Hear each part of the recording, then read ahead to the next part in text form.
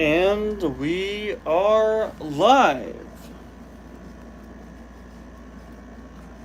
Hello everybody, and welcome back to another live stream here on the channel for June 30th, 2025.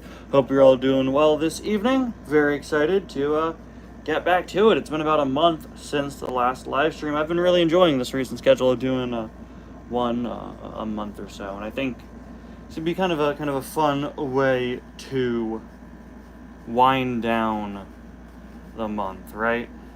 I had a lot going on the channel recently, and yeah, wanted to do just kind of a casual live stream here to wrap it up. So, gonna be doing kind of the typical fare you've come to expect for the last few streams on the channel, just kind of a regular Q&A discussion type talk. We're also going to have some guests on in the sort of rotating format that I've been doing recently, where we will bring on guests every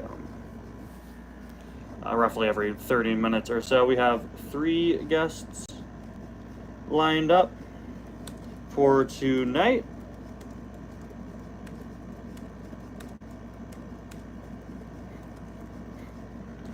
And yeah, very excited. Welcome everybody. Welcome British Rusty's 95. Good to see you. Oh wow, geez, we already got 16 people on in only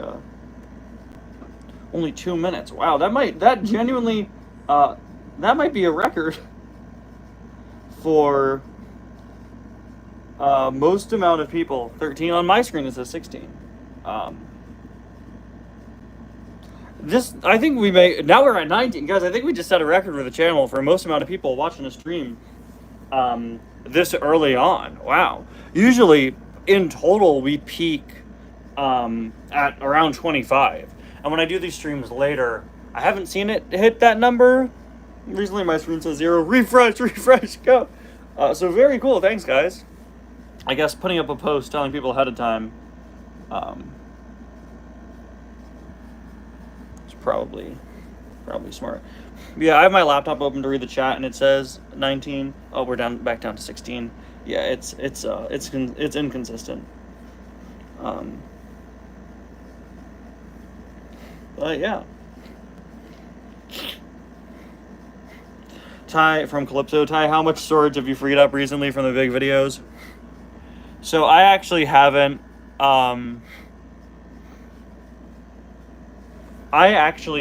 deleted the storage space from the Disney video yet. I exported it to a hard drive though to save on storage, and the Disney video was about, I want to say 63 gigabytes, which is 1 gigabyte less than the third iceberg. The videos that have more images and editing tend to take up more space. Yeah, everyone's saying 16. My screen's now back up to 19. It's going to be inconsistent. That's just how YouTube views are. But I mean that and getting. So I've been running with the Disney video completed on my laptop for 2 weeks now, and I actually haven't had storage issues, which is nice. Now we're at 21. Wow. Thanks, guys. Yeah,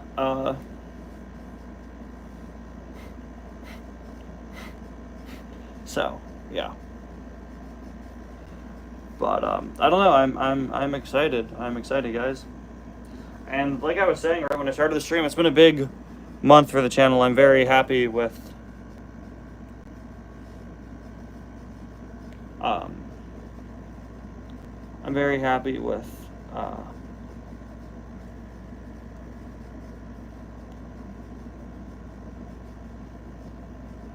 a lot of the projects this month. We've had a lot of big projects on this channel, and they're still coming.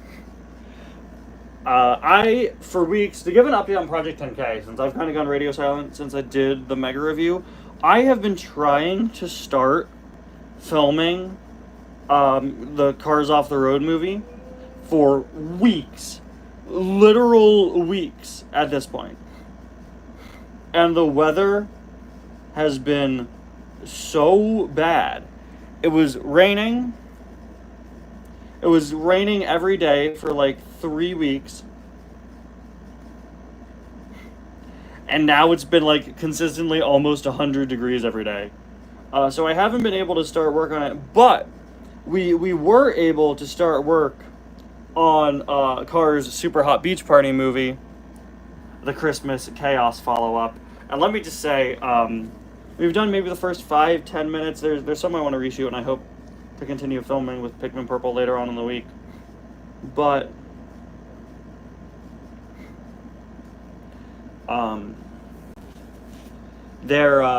the place that the plot went to is not what either of us were expecting, and it's really crazy and also really, really funny.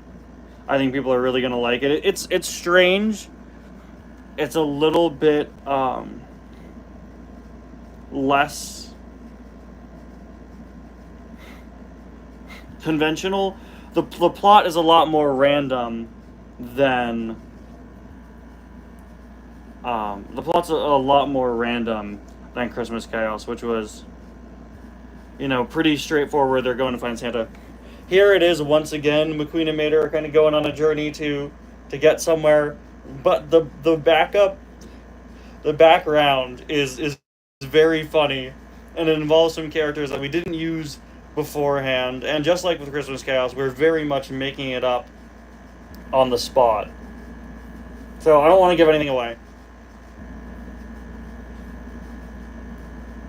But, yeah.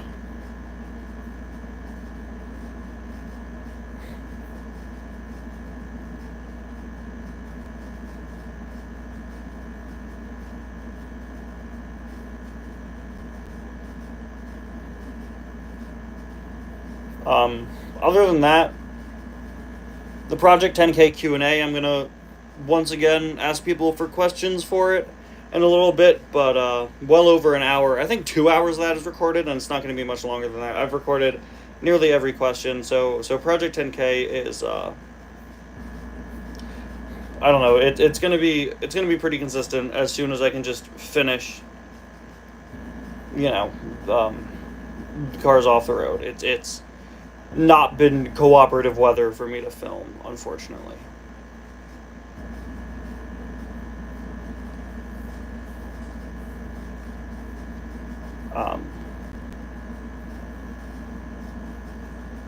From Plus Urama, what are you doing for the 20th anniversary of Cars? I know I have Cars Adventures and the channel update in May I said would be back in late July. I'm not sure if I'm still sticking with that, since most of the release dates that I made for that update video haven't come to fruition. So I'm not 100%. But it'll definitely be after Cars Off the Road is done. I do have ideas for the 20th anniversary of Cars. Probably not going to be as big as me doing Ties Cars 4. But I have some ideas. One of them is sort of a large community project. The other one is a much larger sort of concept. Theatrical, there are rumors regarding a theatrical re-release of Cars in theaters next year. I probably won't. I don't tend to see theatrical re-releases. I'm just not the type of person who enjoys seeing a movie I've already seen in the theater. So I probably won't. But I'm happy to see that they're probably doing it, and I'd love to see the poster. Yeah, I got Acer yesterday, guys. Finally, his case missed my stores. I went to a local toy store yesterday, and I was able to pick him up. So I'm very happy to have him. He'll be the next review coming out tomorrow. Poor Ice Racer's Nigel has just been almost reviewed like 30 times. So,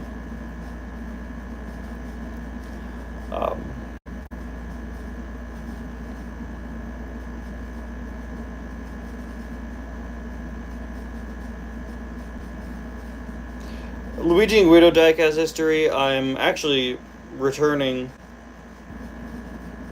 to work on that this week, so hopefully soon. My main priority right now is the next Cars randomness.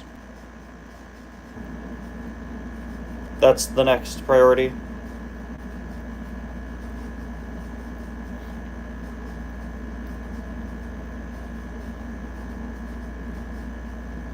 I don't think it's been confirmed, but there have been rumors regarding potential theatrical re-release of Cars, which I guess makes sense, but I mean, that's not something Disney always does for movie anniversaries. They've been doing it with Star Wars recently. I just uploaded the compilation. Well, yeah, I uploaded the compilation in anticipation for the actual video. I was aiming for roughly Wednesday for Cars Randomness 20, but we're gonna have to wait and see.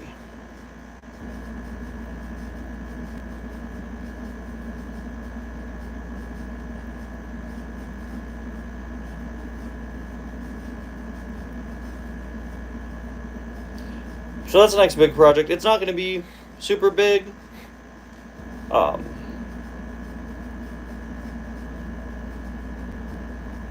It's not going to be a really big episode. Yeah, I'm sorry about the air conditioner, guys, but it's currently 80 degrees. I wouldn't survive without it.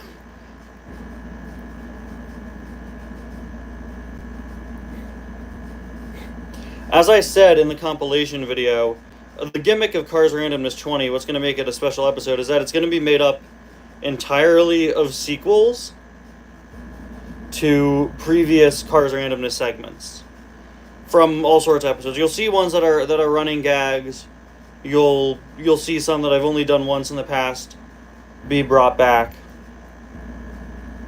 And I'm very excited about that. But I'm also very excited to just return to a regular Cars Randomness when we get to number 21. Since the last several have been gimmicky, not gimmicky, but the last several, yeah, no, they've had gimmicks. Just looking at the last several, really the last normal Cars Randomness was number 17. Because if you just look at the last 5, number 5 was done by Cars Ignite for Guest Host Week. Not number 5, number 15. Number 16 was the one that I did for the anniversary of Planes, where the Planes characters take it over. 17 was a normal episode. 18 was, I think, easily the best episode of Cars Randomness ever. That was the massive collaborative one that I did for Project 10K.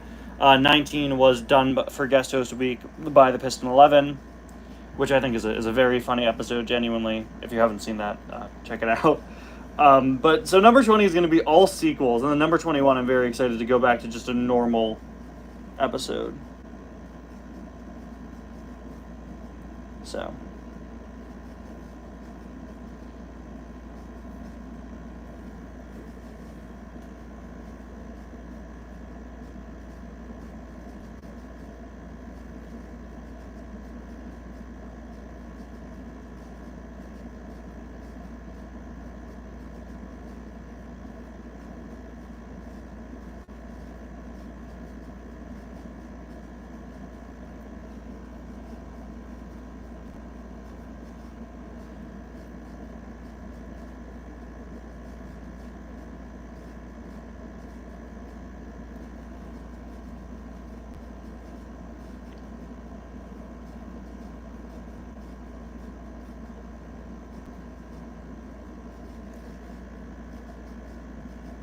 I'm not working on Guest Host Week for next year yet, since that's going to be in March.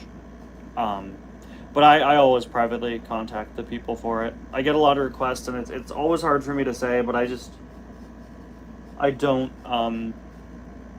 They're the people that I get for Guest Host Week are selected by me.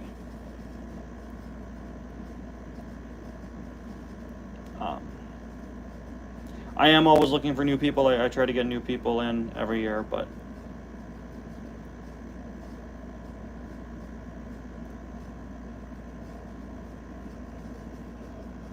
you know, I can't. I can't take everybody. You know, if the tag custom wasn't a racer model, who would it be? Probably. This is gonna sound stupid, but probably Fillmore. I intentionally made the tie custom be a McQueen because at the time everyone was making their profile pictures be next gens, and there was something. There's something that I always found really kind of pretentious about it. Not only are the next gens positioned as antagonists in Cars 3, but I don't know, something about making your profile picture be like, look at me, I'm the super cool, super fast car. I don't know, it just kind of rubbed me the wrong way. Nothing wrong with it, obviously. It's a popular thing to do, but at the time when Cars 3 was coming out, and that's what everyone else was doing, I didn't want that. So, yeah. So I went with the McQueen model. But I say Fillmore because the entire Thai lore of the character being a crew chief came from Fabulous Cars Fan 129, who had he came up with the lore of the Thai character, and he used a Mini Adventures Fillmore as the basis for the Thai character, so that's why I say he'd probably be a Volkswagen.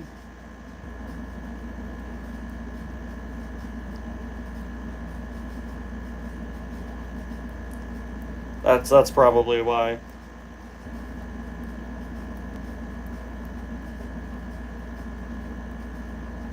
Well, that's not probably that is why.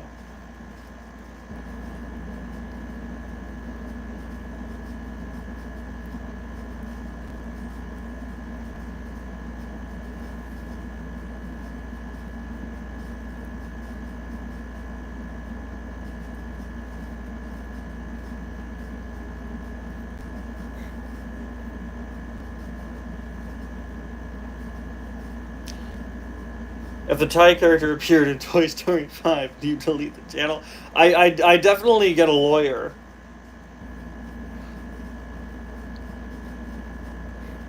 I definitely lawyer up.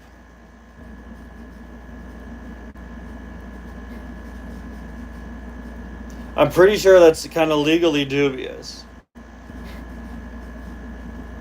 What's the legal ground of character I made based on pre-existing... Like, I can't make merchandise of the Thai character. It's literally Lightning McQueen repainted. I have a legally distinct Thai design for if I ever do merchandise.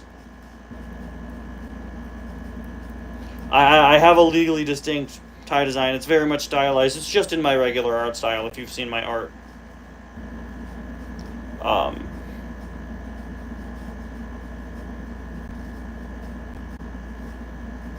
That's a great sponsor. Transition to sponsor of today's video, Morgan & Morgan. Yeah, why is an actual law firm sponsoring YouTubers now? It's so out of pocket.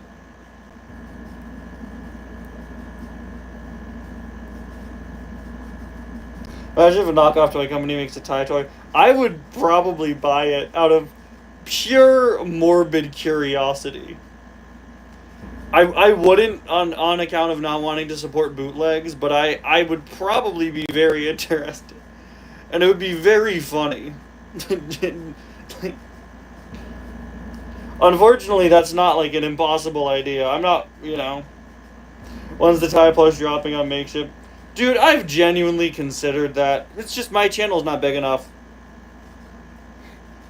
The thing with my channel and merchandise is that I simply don't have a large enough audience to justify something like that. Because the thing with Makeshift, right, that's crowdfunded. Also, like, they come to you.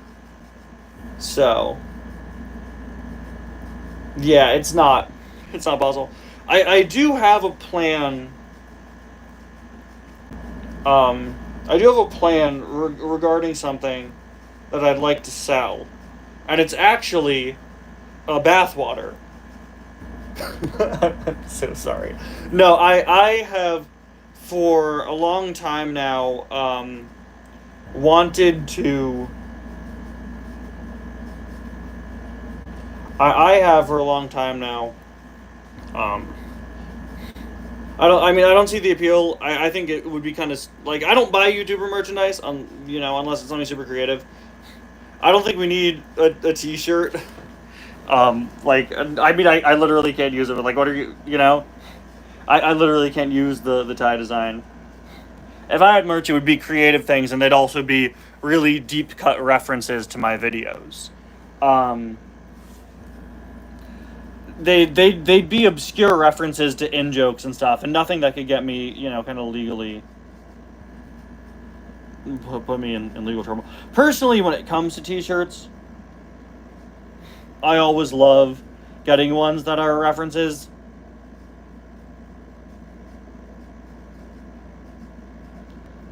Like, I prefer ones that are kind of like in-universe references. Like, I don't have a shirt with an X-Men logo on it. I own a shirt that says I attended the Xavier School. I have a Stark Industries shirt. I have a Nelson and Murdoch Attorneys at Law shirt. I have a Star Wars shirt that's an advertisement for the Mos Eisley Cantina. I do have some that are just logos. But I prefer shirts that are references instead of just logos. So they definitely be more so based around my in-jokes. I actually have ideas for merchandise I would do from Uptown Funk, since that's a bit easier. Since for merchandise for this channel, I would want to use the Ty character, but I can't. Yeah, the Epic Win shirt, I can't do that either. I would, like, for this channel, I would definitely do like a Tractor Shorts one. Maybe like something for Monster Mutt Poodle or Hot Topic Suki. Just references, just references to things that I could get away with. That would be the idea. That would be the idea.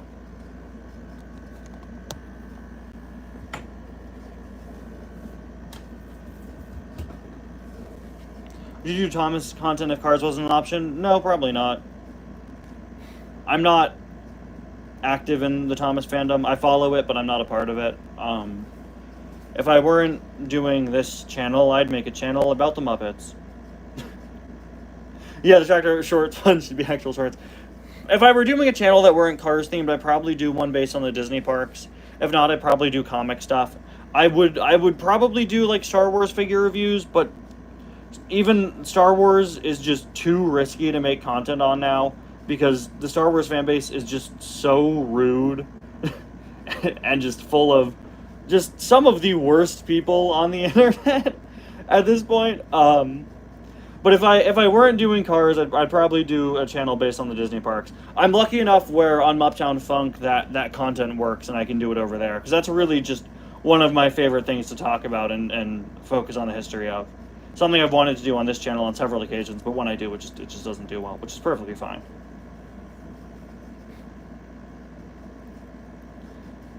But I don't think me not doing Cars content would catapult me into doing Thomas content.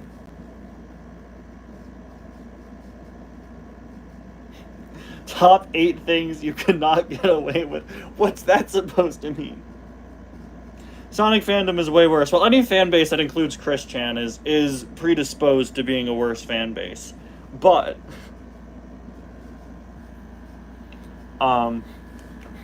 yeah, thank you for coming to my TED Talk, folks.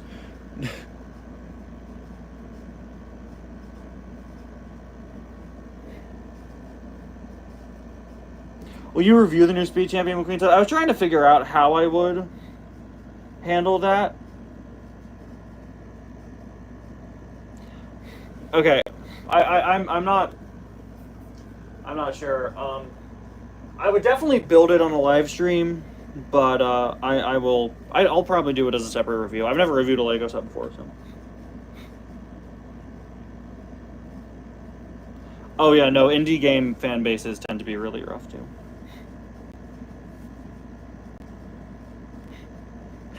Are you planning on going to the opening of the Piston Peak Park? I'd love to, but I don't know. I've been talking with a friend of mine, I've been Pikmin Purple actually, about us going to Disney after graduating, and we're going. I wanted to go next year to see the new Muppet ride. I don't think the Cars area will be open by then, so I won't make it to Cars for opening, probably not. But I would like to. I'll definitely be there early on in the lifespan of the Muppet Rock and Roller Coaster, and I'll do content on that. That's a plan I have for next year.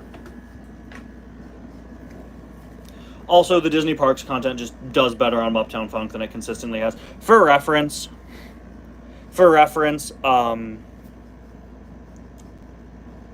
my video talking about Piston Peak being announced to be Piston Peak now, my thoughts video on that has as many views now a month later as the Speed Champions video got in one day.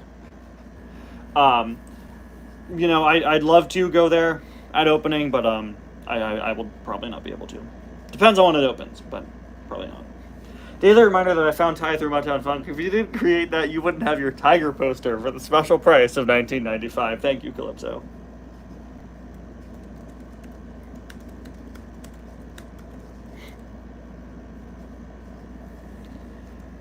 Yeah, I mean, I made the profile picture Rolf just the day I made the channel.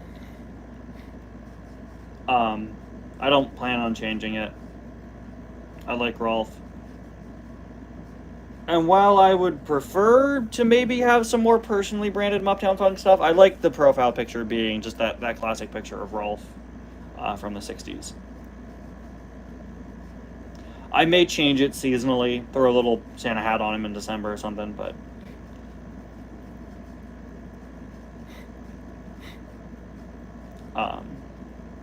yeah.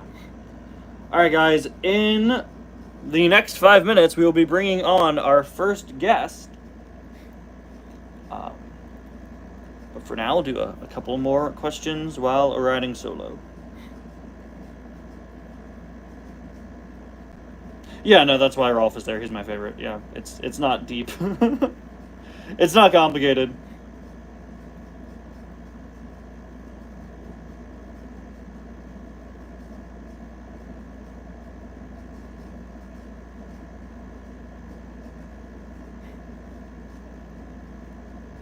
What if you got a Rolf replica puppet? I don't think that's a good idea.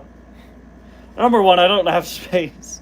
Number two, I think I have other things I'd rather spend my money on. Rolf is a very big puppet.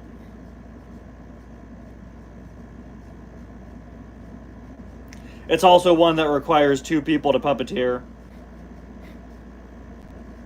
I'm just not the right person to get a replica puppet. I don't puppeteer anymore.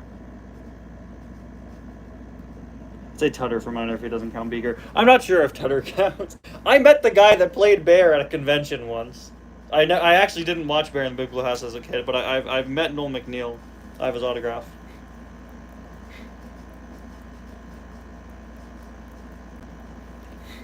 I don't puppeteer. I wanted to as a kid. There was one time where I really wanted to make content based on my comic series that I write and draw, and I wanted to make a bunch of puppets based on it, but it was not possible. I was in middle school, unfortunately. Weren't really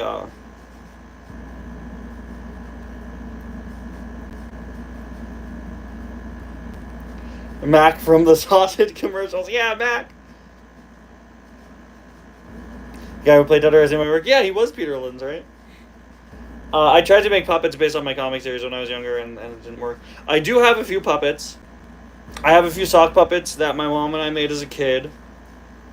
Then I have one of those old Muppet Whatnot Workshop puppets. They're all in storage now. Yeah, I finally found Acer yesterday at a local toy store. So I'm very happy to have him. They also had Graham, and I almost bought a duplicate of him to repaint, but this is a local toy store that sells cars for like $2 more, so I didn't want to overpay. That's not much overpaying, but I didn't want to overpay for you know, if I see Graham in stores again, I'll buy him to repaint. Have you found any haulers? No, unfortunately, none of my Walmarts sell haulers anymore. I gotta go far away to try to find some of the new ones. It's just chat, right? That's what I'm missing.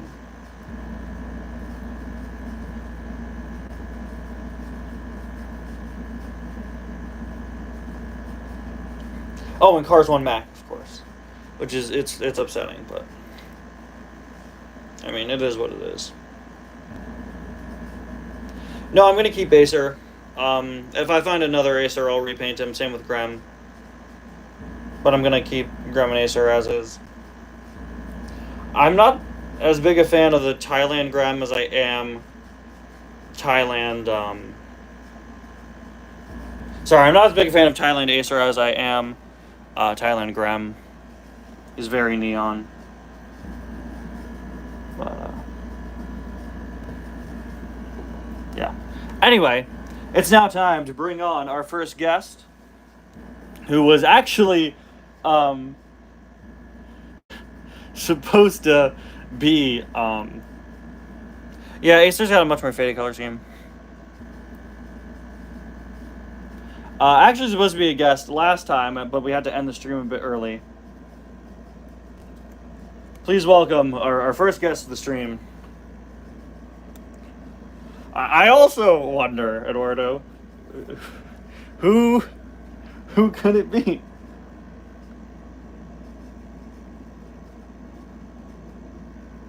Yeah, how have Grem and Acer never been in a 2-pack? I wonder who just joined my stream. Hello, everybody. That's Eduardo Aguero. He's the guy from the chat. No way. I pulled my master scheme. You did it. You pulled it off. I did, yeah. Nobody ever saw it coming. Yes, I'm a master of disguise. Speaking of disguise. Actually, no, this is not related to disguise at all. I was going to tell you, because I was keeping this a secret from you. Oh, no. But I wanted to tell you now, in front of everyone, the Thai custom I made one from a Thailand Cars 3 McQueen, which is a little sad, because I actually really like how Thailand Cars 3 McQueen looks, but he started chipping. Yeah, I remember. So you're not going to believe where I put him. My collection. I'm a little scared. Thing. Where is he? Should I even ask where you put it? I put him in between your favorite and your least favorite Cars characters. So he's stuck next to Jodon Jackson. No, I don't have Jodon Jackson. So I kind of want him, not only for the joke, but I've said it before, I like his color scheme. I kind of like the dark brown. I was going to say the color scheme of brown, another brown. So he's next to Road Rumbler Mater. No, it's Dusty. It's supercharged Dusty. I keep all of my Dusties in this, like, bin alongside my Spy. Yeah, my collection's kind of weird. I don't have, like, a full, like, shelf, so yeah. I just put him... Hey, you're next to Damaged Raw Torque Redline, so it's all good. Oh, okay. That worked out. Yeah. It balances out. I am well, on one side is the ultimate good, on one side is the ultimate evil, and I'm just there keeping them together. Yeah. Thanks for letting me join after not being able to last. You're welcome. Really I'm sorry. It was genuinely getting way too late. So I thank you for being here as the first guest. Now. Yeah. What's the I don't have a lot to say. I don't think. Let me think. Hold on. What's your future of the channel when Cars Adventures ends? That's a good question. Probably just how it is now. Chug. Yes, Chug. My favorite fart plane. Wait, no, he's a truck. You know what I meant. Calypso edited part of the planes video for me where I talk about how much I don't like Chug. So. Oh yeah, Chug is more evil than Dusty. He edited. Chug is wanted in 32 countries. Yeah, I think so. He just farted too loud, man. Yeah, he broke the sound barrier or something. He edited the Chug rant, so. Alright, let's hear. That thumbnail is very blurry. Yeah. Thumbnail. This one?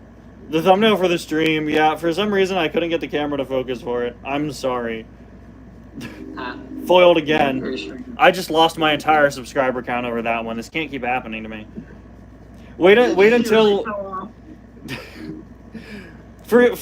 Up until like last year, all of my thumbnails that were photos were literally squares. They weren't cropped to thumbnail shape. And to this day, still sometimes I mess up with that. So I am sorry. I'm surprised I've never heard anyone talk about that.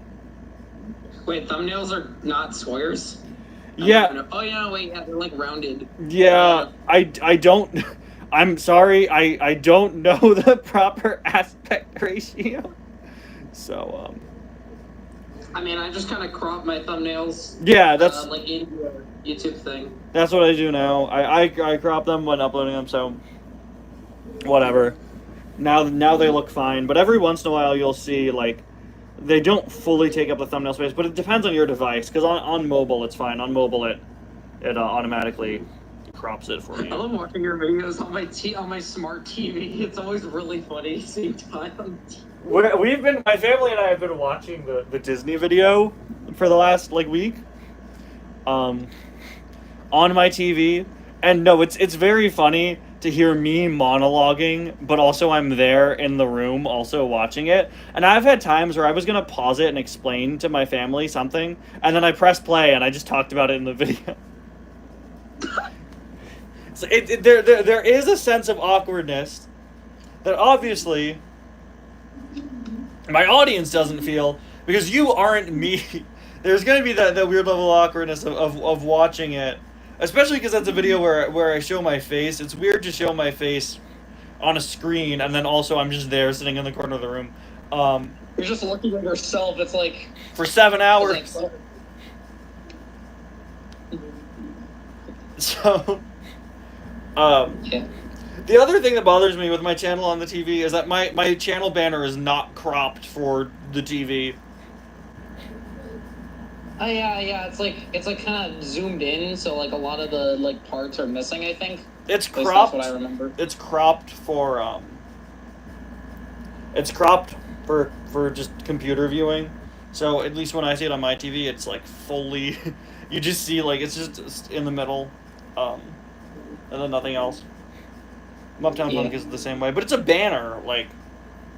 I designed it as a banner. Sure. I mean, I don't know. I used to have... I haven't had that many channel banners, actually.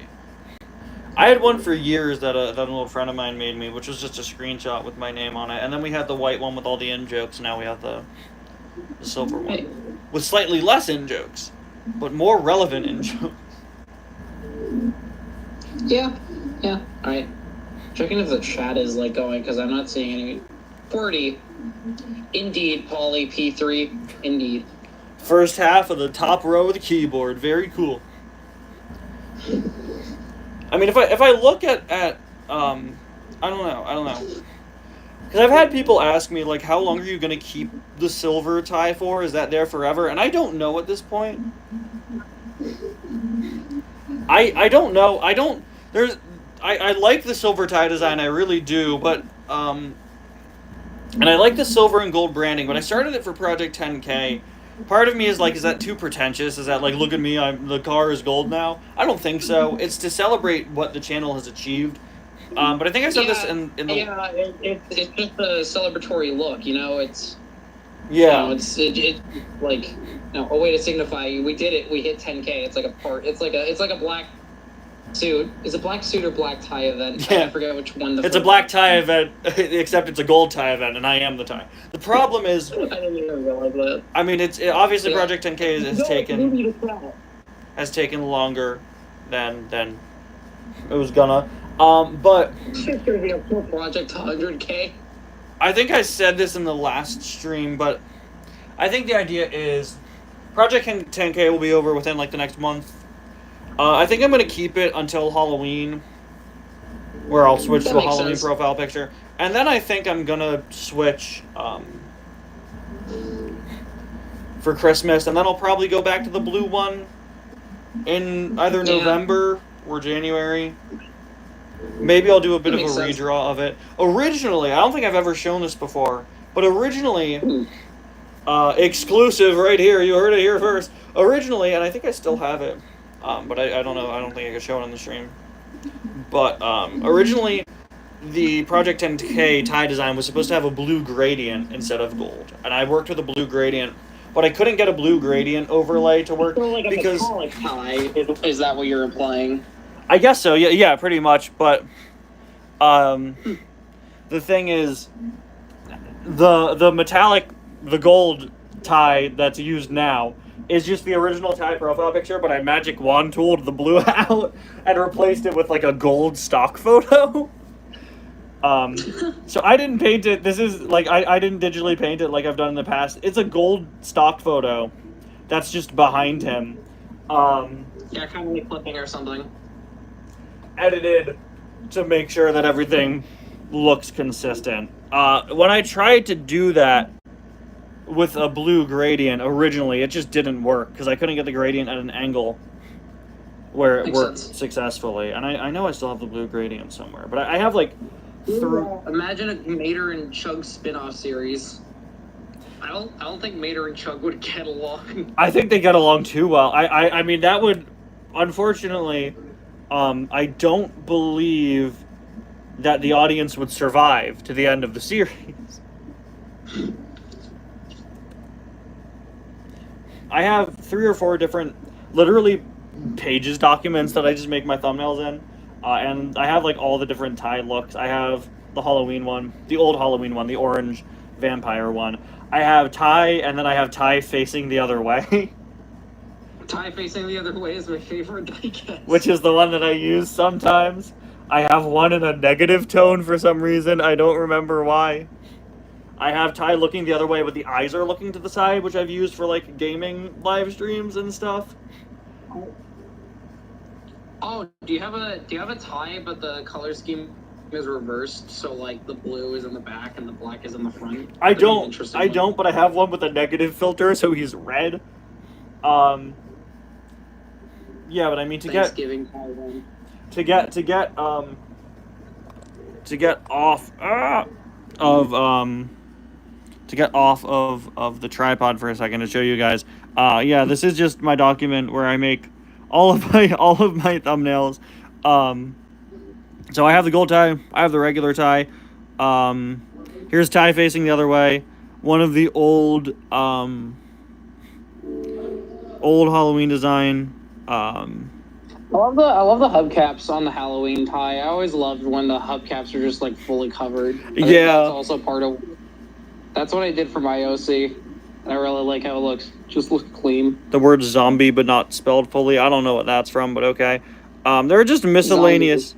They're just miscellaneous pieces from random things. Like, here's when I reviewed Franca and Francesca. Some of these things I just don't delete. Yes. I made a joke where I called her, like, Franca's Echo Fighter or something. Yeah. Palette swap. Yeah, I mean, here's the planes videos thumbnail. I was talk about them when I was talking about Chug because I realized that I'm pretty sure all the Fiats and Chug, their mirrors, you can like fully spin 100, like 360 or like something like that. It's like really weird. This is the thumbnail for the clip from the planes video. So yeah, I mean, it's. This was a prototype for the Cars Undone logo. Oh, okay. I didn't finish it. I didn't like it. The shattered glass just didn't work. Also in this document is where I do the thumbnails for every single car and weird products and my thoughts. So then I have 2 other ones where I do the other thumbnails. One I have for Cars Adventures thumbnails. One I have they should all be in one document, but for whatever reason they're not. One, I have the templates for thumbnails for Bat Car, Cars Adventures, 25 Days of Suggestions, Book Club, Flash Game Flashback, and Have You Heard Of, and now Car Chat is in there too. So I mean, I just use documents for it. It's nothing super personal. Yeah, I guess that works. I said this before, I mostly just delete a lot of stuff. I have kept most of my thumbnails, though, and anything drawn I've always kept, with like a few exceptions, like work in progress. I delete too little, so. Yeah. It's all good. We could balance each other out. Yeah. I have the car I suggested. The car I suggested for my birthday request in my hand right now. Mm-hmm. Oh, kinda. I'm not gonna spoil it, but I just thought it'd be funny to mention. It's actually Chug with extra gas, everyone's favorite. Yeah.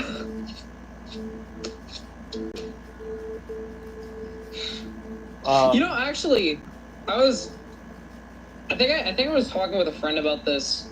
Do you ever plan on doing like a planes diecast that should be made, or do you just think it'd be not worth it because planes diecasts are never coming back unless they like miraculously bring back the planes diecasts for the new park?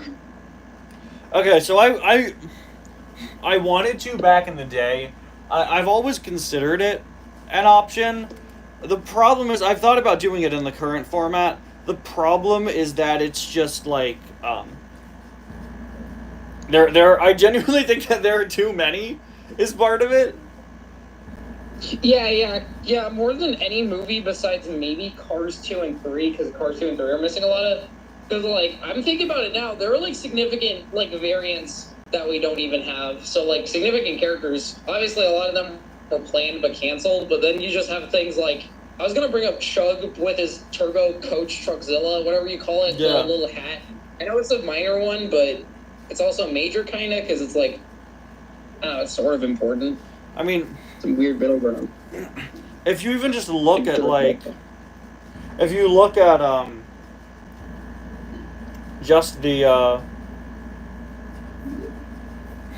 just like the Meet the Planes book, absolute ton of stuff not in there.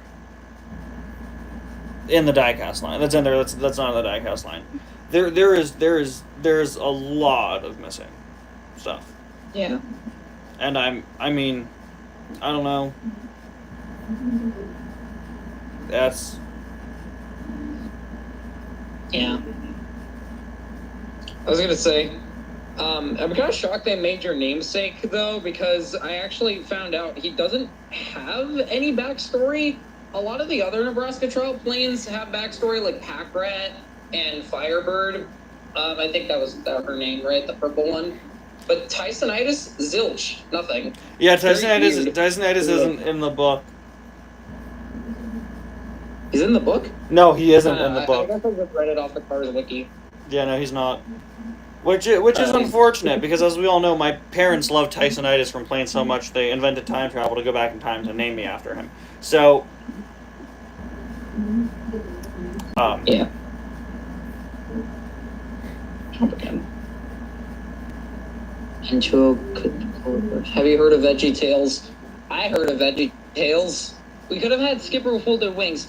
I mean, Disney Store did it just on their default Skipper. I assume Mattel didn't because that would have been too expensive. Same reason we don't have Chug with the foldable thing. One of the biggest mistakes I think they made in the entire Planes diecast line is just not having moving parts on them. The fact that the smoke jumpers can't open and close their stuff is so stupid to me.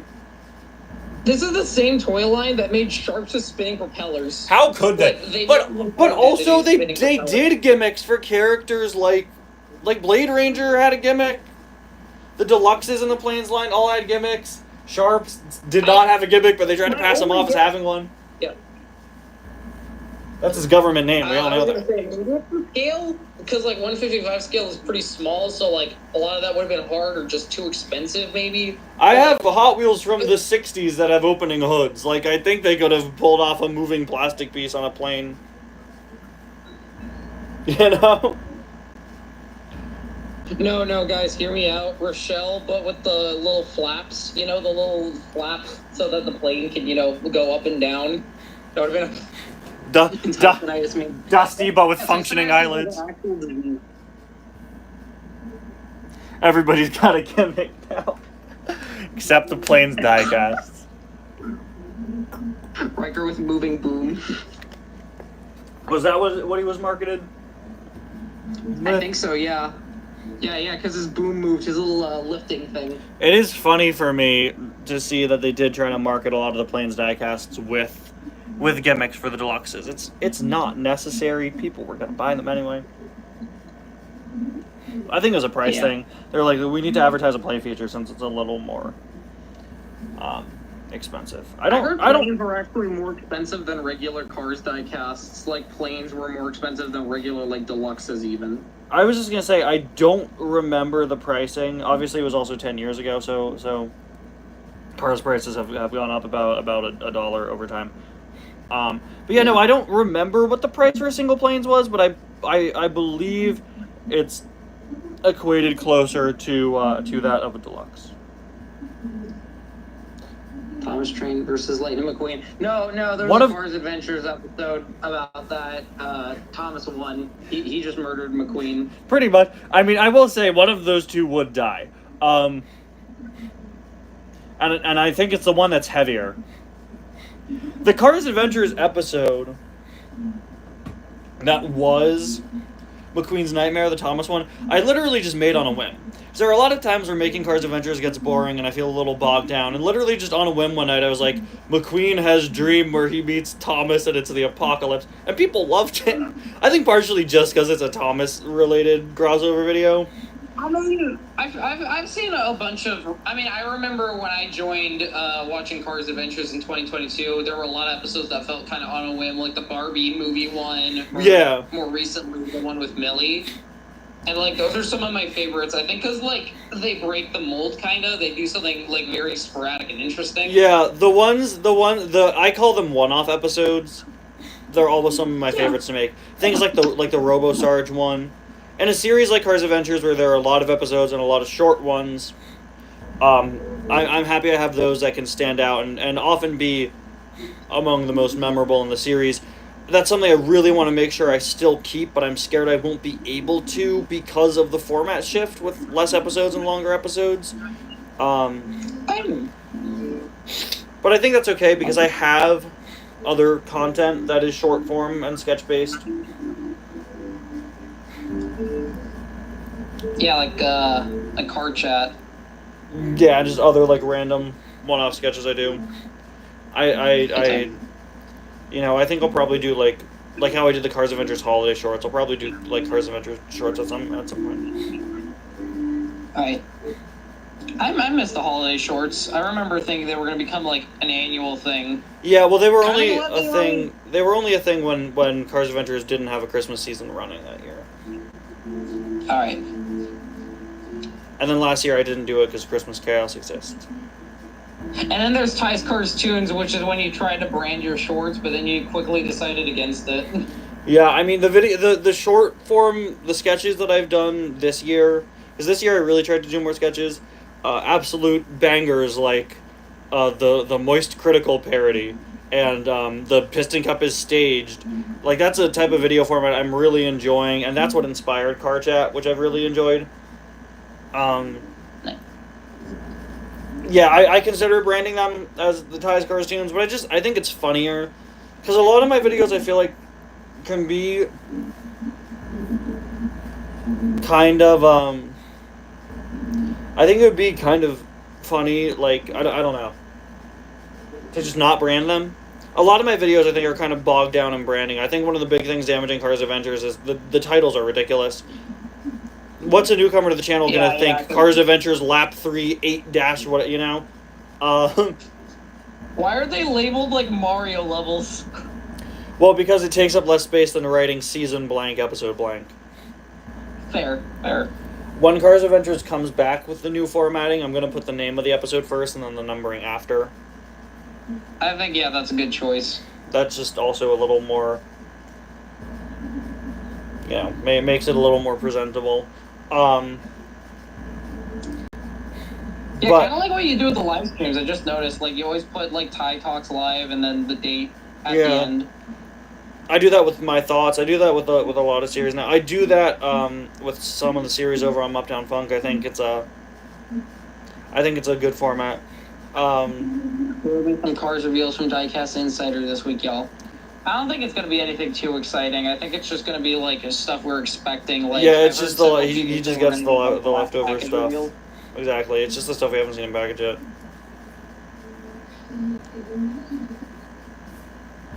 I wonder when they're gonna. I assume it's gonna just be next month, same as last year. For when Then we'll they're start seeing gonna- 2026 The stuff. 2026 mainline. July was pretty early, I think. Usually it's around August we start to see stuff consistently. We'll have to see. I'm interested. Yeah. I'm also just very burnt out of cars collecting right now, so I don't know. I'm not expecting I much. made a promise to my mom I wouldn't get any more cars die-cast, which on one hand I'm glad for, because I really wanted to get back into collecting other things. Like, I recently got some pretty cool Thomas stuff. Yeah, Thomas merchandise is doing well because the team that makes car stuff was tasked with making the new Thomas stuff. So Yeah, it says a lot that the cars team is that good. Mattel trusts them that much. Take a full line that we're struggling and then just Speed Champions McQueen is still do Mater. Speed Champions Mater would be super funny because he's not Speed or Champion. He's a champion in my heart. Tokyo Mater. I don't know. Maybe eventually. You think we'll see more new movie diecast next year? I think so. Yeah, I remember you saying your theory, which isn't like 100%, but I completely believe your theory that the Thomas stuff is kind of why they were leaning more towards EU stuff. From what I've heard from people that have a bit more insider knowledge than me, is the fact that half the Cars team was tasked with rebooting Thomas merchandise. And so for the last 2 years or so, the Cars team was operating at a smaller capacity, or maybe they had some new hires or something. And now apparently they're back. Now that the Thomas stuff is in good hands, Cars team is back to full capacity. And I think that justifies why we have a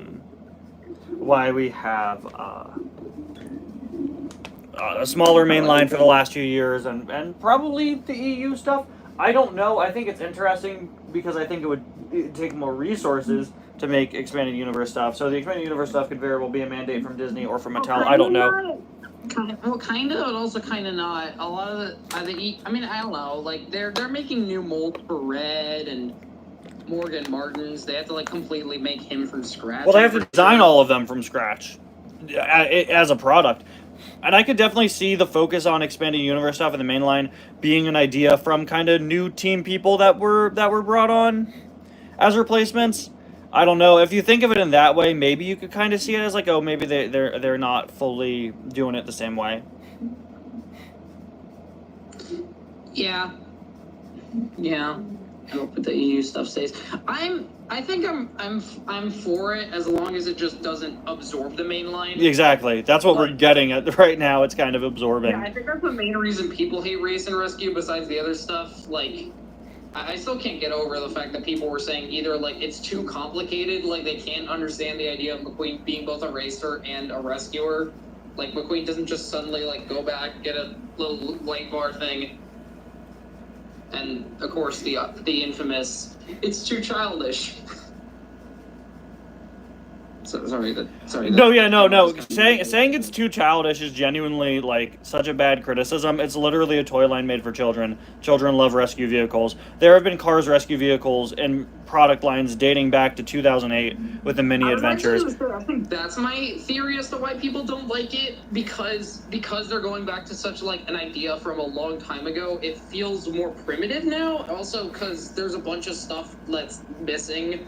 There's a bunch more significant things. I think it's actually the opposite of that, quite frankly. I think it's people, I would think that people, there are some very, I'm not naming names and I'm not even thinking of specific people, but every community has a lot of very kind of nostalgia baity people. I would think people would be on board with Race and Rescue because this reminds me of a thing I saw in my childhood, which I think is a little silly, but whatever.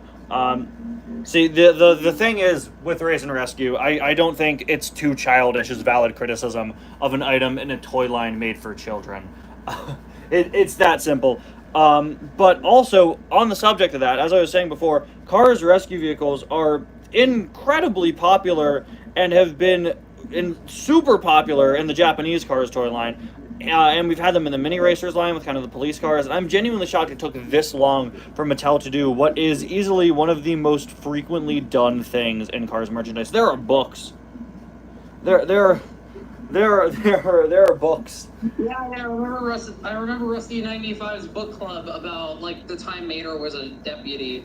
I mean, I guess technically they did Rescue Squad Mater, but like that was a different thing. Yeah, I thought that too. I like for people saying it's too childish. Have you seen the themes of the Cars tunes or Cars on the Road? Like, they just kind of tick all the boxes of what would young male demographic like to see: dinosaurs, firefighters, Tokyo Drift. Matadors, right? Because every child Every wants a Matador. child, you know what kids love? Haunted houses with references to The Shining.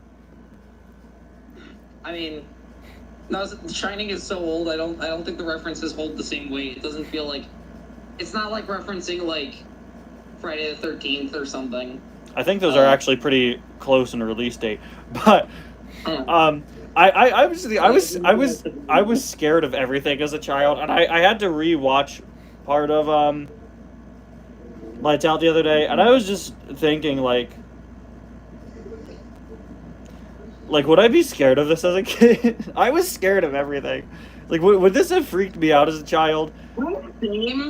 Same. I've made jokes about it before, but I genuinely cannot watch the into town scene from Cars now because the lost deleted scene is just kind of ingrained into my memory. I think the thing that would always set me off as like a prominent fear, and I do have to bring on our next guest, so I'm gonna wrap up this conversation. But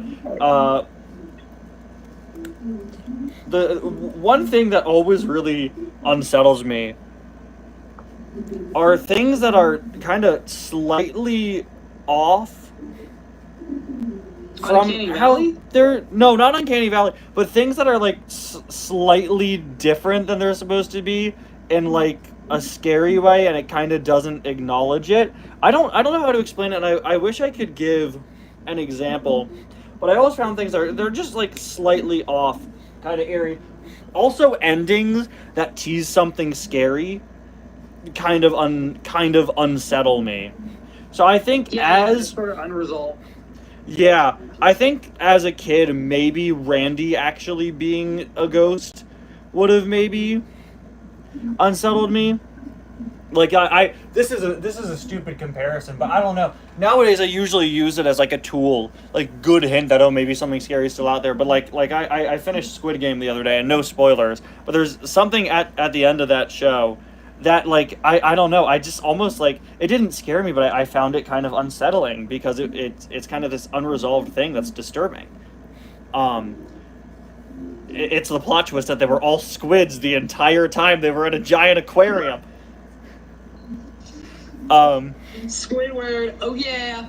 I was gonna say one last thing, if that's okay. Yeah, no, go for it. Do you think they're finally gonna make more than less than double-digit Cars 2 diecast? I'm not sure. I'd like that.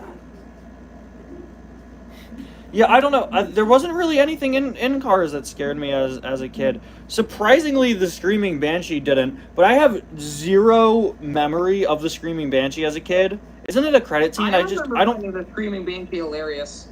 I don't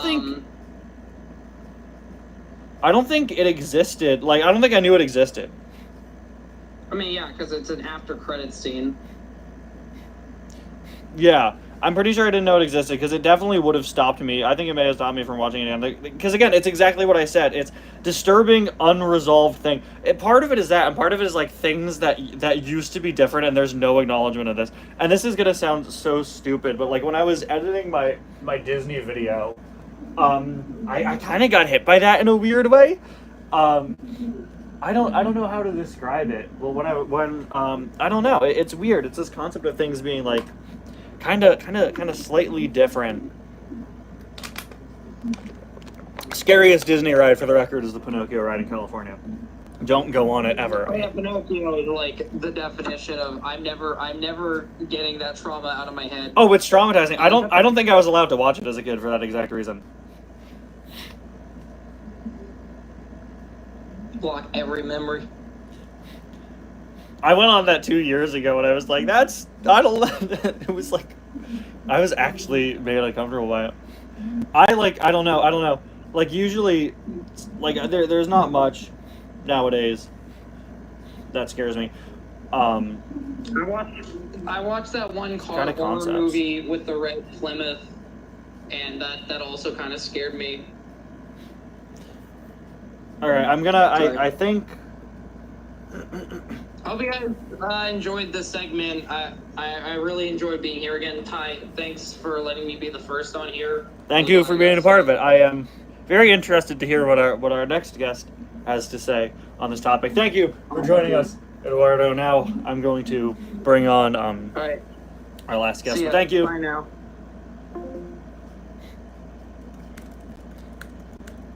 Yeah, I mean, I don't know. I'm trying to think of like prime examples of things that weirded me out as a kid. You know what always freaks me out? Old Sesame Street really creeps me out for some reason. Now, on the subject of that, I'd like to welcome our next guest. You know him, you love him, you're confused by his presence. It's Calypso the Poison Frog. Hello, everyone! I know this guy. I know this person. Hi there, Ty. Hi, welcome. I've called you in DMs. I've called you Mr. Lur several times. Mm-hmm. That is actually my canon last name. Thank you. Yeah. I've been listening to the entire stream so far, and you were talking about the concept of, like, things being slightly off, which makes them creepy. Yes. I was thinking... The entire chat is going insane that you're present. Well, what I was thinking of is like the newest episodes of SpongeBob, because I continue watching the show, and I'd say halfway through the 13th season, the animation director retired, and they got a new animation director who is not nearly as good. Okay. So the animation is like a little more stilted, the pacing is a little bit more stilted. The dialogue is a little bit further apart than normal, and it kind of creates a bit of an uncanny feeling. That's to me. interesting. Yeah, like, I feel like I'm the only one that's ever noticed or commented on this. I mean, that's. I was just saying before you got on, right, that I'm really weirded out by early Sesame Street. There's something so uncanny about the unprofessionalism there in the filming, and I know everyone jumps to stuff like Nobody, that creepy Muppet with the like rubber band face. But there's something about early Sesame Street that just unsettles me, because it also wasn't sanitized yet. You can't show me Wanda the Witch, no relation, without me being weirded out. That horrifies me to this day. That is deeply disturbing. I adore, like, I've watched some clips of early Sesame Street season 1, and I love it. I love the unprofessional look of it. It's so interesting. Like, have you seen? Sorry, finish what you were gonna say.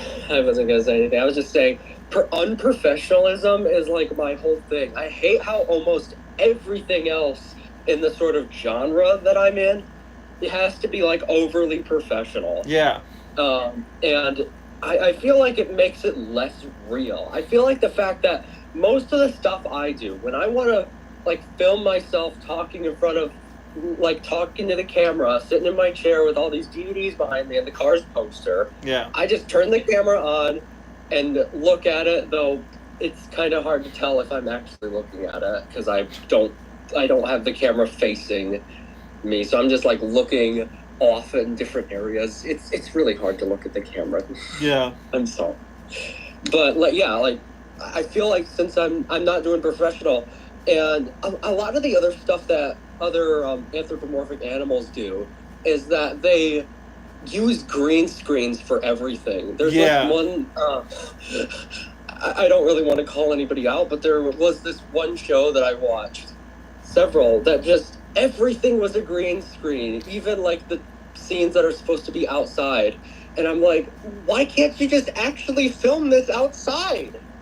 Yeah, I mean, the Wobulous World of Dr. Seuss did commit a few crimes against humanity, you're right. Oh, that is true. The Wobulous World of Dr. Seuss was like that. I never watched that. Me neither. You know, have you ever seen, there's this old Sesame Street sketch called Monster Number 7, which is genuinely one of the most eerie things I've ever watched. And it was banned. It was banned. It was banned. It was banned for freaking out kids.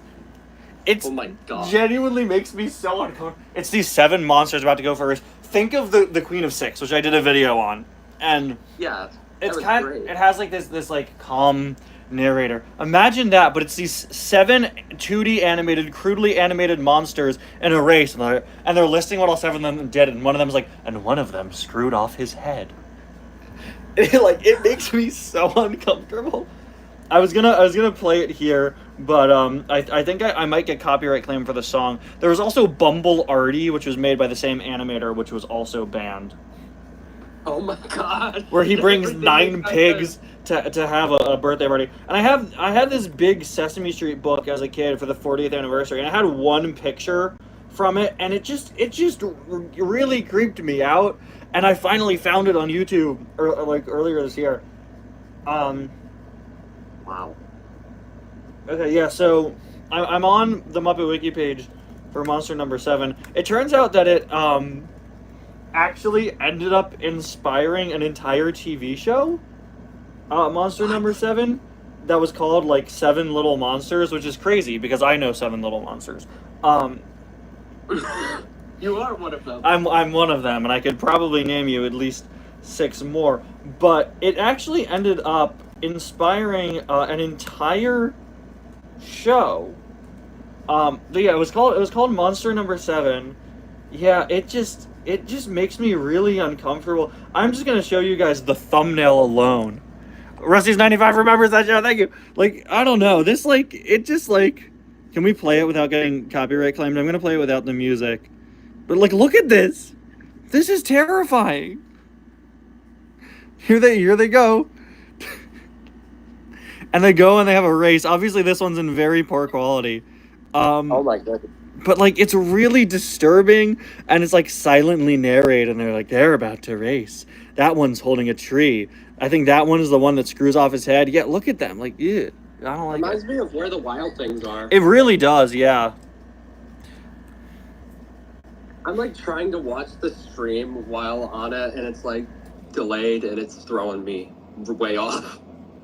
So that's all I'm gonna say. The Sesame Street YouTube does also have a sketch called Interrogating the Number 7, where it's just a guy sitting at a desk being interrogated. I love that one of the I think it's in the thing where they go 1, 2, 3, 4, 5, 6, 7, 8, 9, 10, and all the old episodes are season 1. I love that the last one is just a bunch of mobsters opening their trench coats. Yeah. I love that kind of stuff. They can't do that on modern Sesame Street. It's I don't know. There's something so eerie about it, and I don't know. People get that way about theme parks. I don't. I see people get that way about. I mean, we wouldn't have stuff like Five Nights at Freddy's if people weren't freaked out by old animatronics. That I get. I was watching a video this morning on the Looney Tunes review, which is an animatronic stage show starring Looney Tunes characters that existed in the 80s. And Go ahead. I was watching a video on it. I was just like, people went here and they ate here and they watched crudely made robot Bugs Bunny sing 1950s show tunes to them. Why? There's something I find very creepy about 1950s music. I feel it's so. I really hate that the current generation of kids is going to grow up thinking that the concept of robot animals singing at a pizza place was invented by Five Nights at Freddy's. It never existed in real life because there are none left. Well, we all know that it was invented by the Gravity Falls episode that came out the same year. That was also about murderous animatronics. But I'm just so sad that there are none left, and no one will ever make another one ever again. Imagine the parallel universe. Ty kept using the YouTuber customs on Cars Adventures and slowly began absorbing the roles of every other character until it's just McQueen, Vader, and the YouTubers.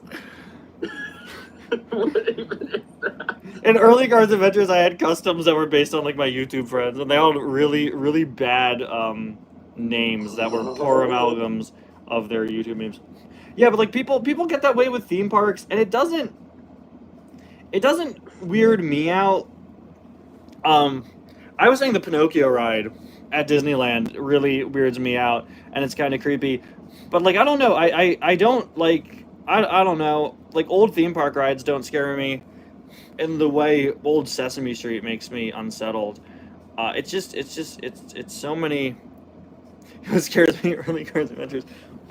Unless there are cases where, like, Disney pulls something where, again, it triggers that weird fear in me of, like, thing that's slightly different. When they put the new bride in the Haunted Mansion and they slightly changed the husband photos and, like, didn't acknowledge it, I find it so much creepier than it was, just because it used to be different and no one said anything. Those guys just That is honestly kind of creepy. Those guys just fully disappear now instead of just their heads.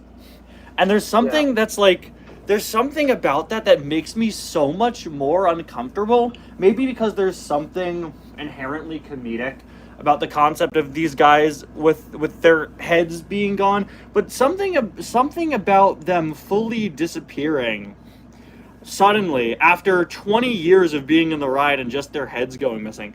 It just, I don't know, it's just kind of weird. It kind of freaks me out. Also, she doesn't talk anymore.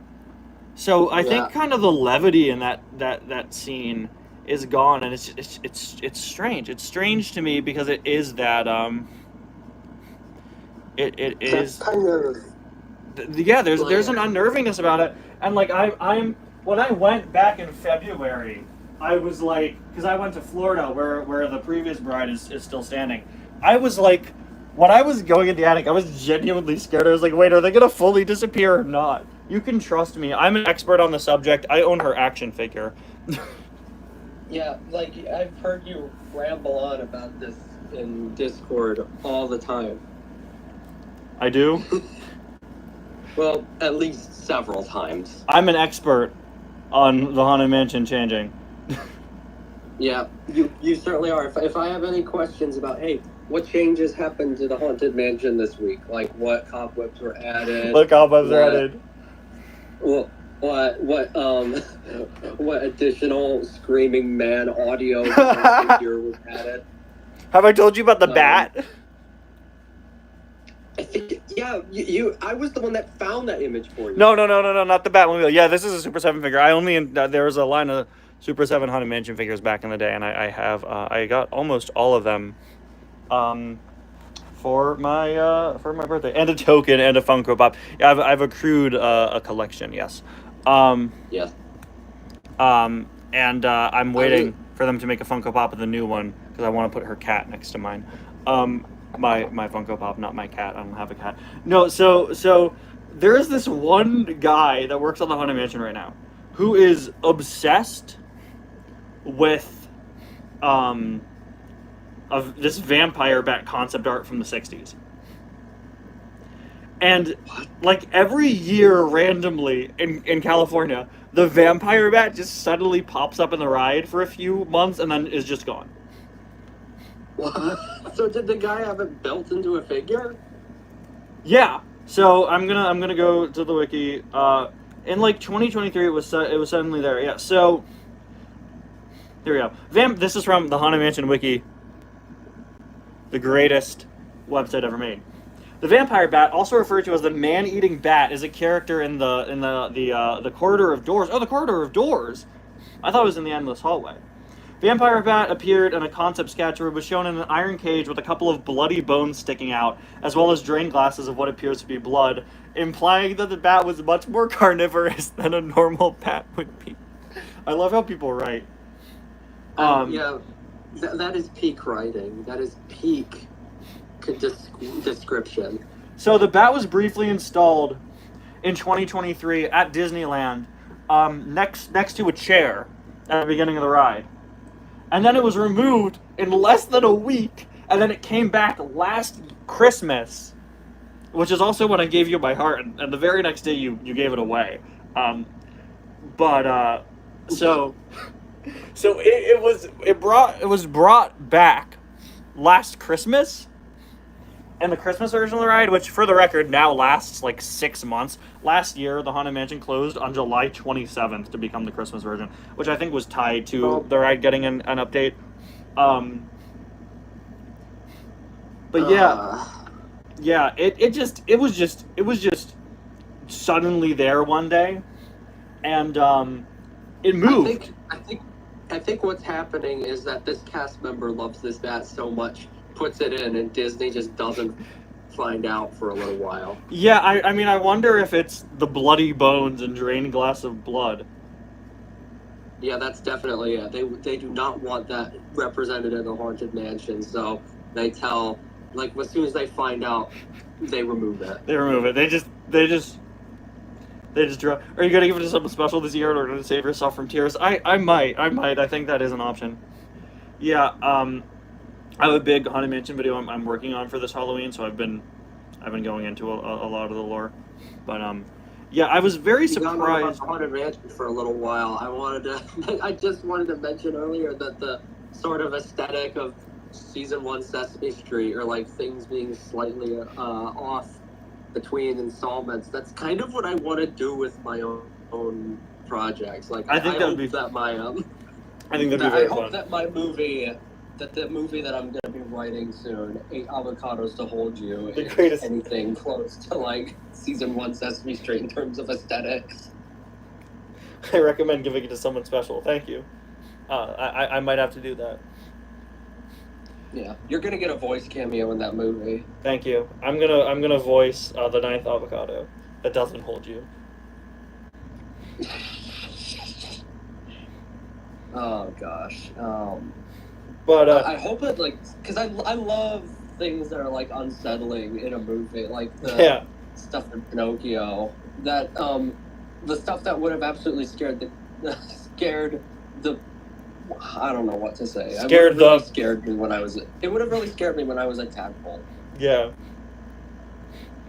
Yeah. I think in this movie, right, you should have a vampire bat that randomly appears and then just isn't in the rest of the movie.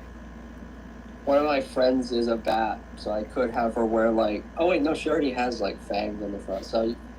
I don't know if she's technically a vampire bat or not, but she is a bat, so yeah, I'll just have her show up in one shot and then never again. I need to do that in one of my comics. I think that would be a very funny Easter egg. Yes. Last thing I'll say regarding that is that I fully expected the bat to be added back into the ride in January, but it's just not. It's just really funny to me for them to fully model and mold and sculpt an entire prop and then put it in for a week and then it's just gone and then it comes back for Christmas. It's because Disney didn't like mold that prop. The guy who loves that concept art so much found someone on Etsy to do it. Do you think it was actually a covert operation, an underground team of Disney employees? It's the guys that stole Buzzy. I do legitimately think that, like, because for Disney to wait a minute, never mind. Maybe they would do that just to have it show up for a week, because who could forget the time that they built an entire flying dragon prop just for an investor event? Did they do that? Yes, like I saw this in like some underwhelming, like a video by Yesterworld or Defunctland or whatever. Top 10 underwhelming things Disney made. Number 1, planes. Number 2, the last 10 years of the MCU. Number 3, every Star Wars project that isn't Andor. What were you saying? Some patent leaked for an actual flying. I remember that now. Yeah, that wasn't a Yesterworld video. Yeah, and like people were freaking out, going, "Oh my gosh, what are they gonna do with this? Are they finally gonna bring Beastly Kingdom to life?" No, it was just for Jeff Bezos' wedding. Yeah, yep, that's what it was. Where he blocked the waterways of Venice. Stroke his ego, and then after that they probably destroyed it so no one else could even think about using it, because no one else can be anywhere further than the knees of the almighty Jeff Bezos. Yeah, so I have an insane story. You certainly do. I always have an insane story. Have you noticed that I only tell the funniest stories from my life and nothing else? Yes. Yes. It gives people false impressions of what happens in my daily life. Today I didn't do anything interesting. I read part of a 400-page book I own on the history of the Marvel Cinematic Universe, and I took a nap. Today I went to work and I wore a shirt for the first time in a while, and as a result, it was way too big, and my and all of my skin got stuck together because of how sweaty I was. Right. I go for walks in the evening, and I do it in a weighted vest that has 15 pounds on it. I think I talked about this in a previous live stream. I have a 15-pound weighted vest. They were also selling a 75-pound one, which is absolutely insane. But it's just because that's like 10 times my mass and body weight. Right. I couldn't move. So the weather's been so bad, I've had to literally change my shirt. I'm not in the same shirt I was in 2 hours ago. Anyway, so Jeff Bezos got married the other day, right? And it was really funny because he blocked the waterways of Venice. For those of you who don't know, I despise Amazon, and I don't like buying from Amazon, and I don't like them as a company, and I don't like Jeff Bezos. He got married in Venice the other day, and the guy blocked the waterways, so an absolute ton of protesters showed up to the wedding to protest. And then one of the Kardashians showed up in a white dress, which is, like cardinal rule of wedding. Don't do that. Yeah. So obviously, anybody that goes to that event is getting absolutely blasted for being involved with a rich guy people don't like. Leonardo DiCaprio was there and thought people wouldn't notice him. He had a baseball cap on, and I saw it was like the funniest paparazzi picture. It was fully covering more than half of his face. You could just see like his mustache peeking out. That is the funniest thing in the world. It's like the scene from one of the Ant-Man movies where they go in disguise, and he goes, well, why is our disguise just hats and sunglasses? We look like ourselves at a baseball game. It was so funny. I cannot hear anything about Ant-Man without thinking of two things. Holes. One, I have not seen Quantum Mania. Don't. But I like to pretend that it's the worst movie ever made and nothing will ever top it. That's just a kind of a in-joke with myself. And the other thing is that I will never ever forgive Ant-Man 1 for how it depicted the Bachman Thomas. So will you allow me to go in depth as to why I hate how it depicted the Bachman Thomas? Please do. It was originally supposed to be Sheriff from Cars. I will then tell my Jeff Bezos story. All right. So in Ant-Man 1, they depict the Bachman Thomas like it is CGI. It is not an actual Bachman Thomas except for like wide shots. And but even though it is supposed to be the HO scale Bachman Thomas, they modeled it after the G scale one, so it has the wrong couplers. And then when it gets hit by like the magic growing thing or whatever, I haven't seen the movie. When it grows it grows really huge, we can see that the eyes are still moving back and forth, even though everyone should know that the eyes are linked to the motor. Yeah, but that's part of the joke. That's the joke, is that it's still working. Therefore, they should not be moving. The eyes should not be moving when it is like not like it's not on the track. It would need to be on the track in order to receive pickup, and then it just it makes me so angry. And why does the Bachman Thomas whistle when it grows very large? Because it's funny. That's part of the joke. Can't forgive Ant-Man 3 for not bringing Luis. Yeah, that was the first sign that movie sucked. So I always get angry when Thomas is misrepresented. So I've been like basically in absolute rage mode ever since 2021. Right. So Bachman Thomas and Ant-Man gave me nightmares. It's the reason I haven't watched a movie since the first time I saw it. So on the subject of things that scare us. Yeah, so Jeff Bezos got married, and I watched, of all groups that should get mad at it, I watched the Lady Gaga fan base rip themselves apart over this, because there was a rumor that he wanted her to sing there. Now, she declined. She wasn't present. That's it. Based. Yeah. Based. And Elton John also. And because they didn't want anything to do with it, because they're decent people that are respected by everybody in the industry, and they didn't want to sing for some billionaire that's very controversial and people don't like him. But I watched them absolutely fall apart and go insane and get so angry, and it didn't even happen. It's like it didn't even happen. And I was talking to This was like the opposite reaction to people when they found out about the dragon drone thing. Yeah, and I was talking to Nia about it the other night. She was like, "That's crazy," because I saw the exact same thing happen to Elton John fans. It was like they didn't do it, but I was watching number one, you're a singer, you were paid to do something, it's your job. It doesn't mean you're friends with the guy. She's performed, from what I've heard, she's performed at private weddings before. That's fine, it's a job, right? But I watch people be like, I've been a fan of her since 2008. Like I heard the phrase "turning in the stand" card more times in one day than anyone should hear in their life. Like just because you were paid to perform at an event for a movie studio that turned out to be a Ponzi scheme so that somebody could make billions of dollars, that doesn't mean that you're in on the scheme. Maybe a little bit. No, but it was really funny. It was like literally it would just be a joke. And everyone's like, she's become like so greedy and money hungry. And then people started going after her fiance, who's never made like a public appearance ever, and he doesn't even have a Wikipedia page. What? Oh my god! And they were like, and it was like, because he was like a startup guy. He was like an investor in Facebook early on, and like the guy, like I've never heard his voice. No one's heard his voice. Nobody knows this man. And like now you're like coming after her. Now you're coming. Hopefully it stays that way. Yeah, now you're coming after this guy that nobody knows. Like if you look at him in red carpet events, no offense to him because he seems like a very nice guy. He's just like he's so uncomfortable. He's so not used to being there publicly. And at the very least, it seems like he's there to support her. It's not her being like, "Babe, come to my red carpet," and he's like, "Fine, I'll do it." But he just like he looks like.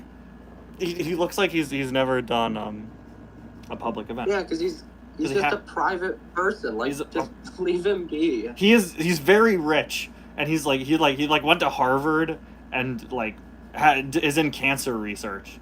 So like clearly we're dealing with someone who knows what he's doing.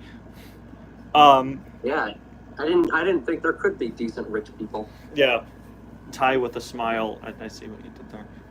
Guys, I got beef with that song. I'm not gonna get into it. Oh yeah. When I mentioned like the Ponzi scheme movie studio, you know what I'm talking about, right? You know that's real. Are you talking about the guys that did that weird like Wizard of Oz movie that Noah Centineo was in? Oh, well, Noah Centineo was like the guy's son. So Noah Centineo. Noah Centineo. I'm calling you out, Noah Centineo.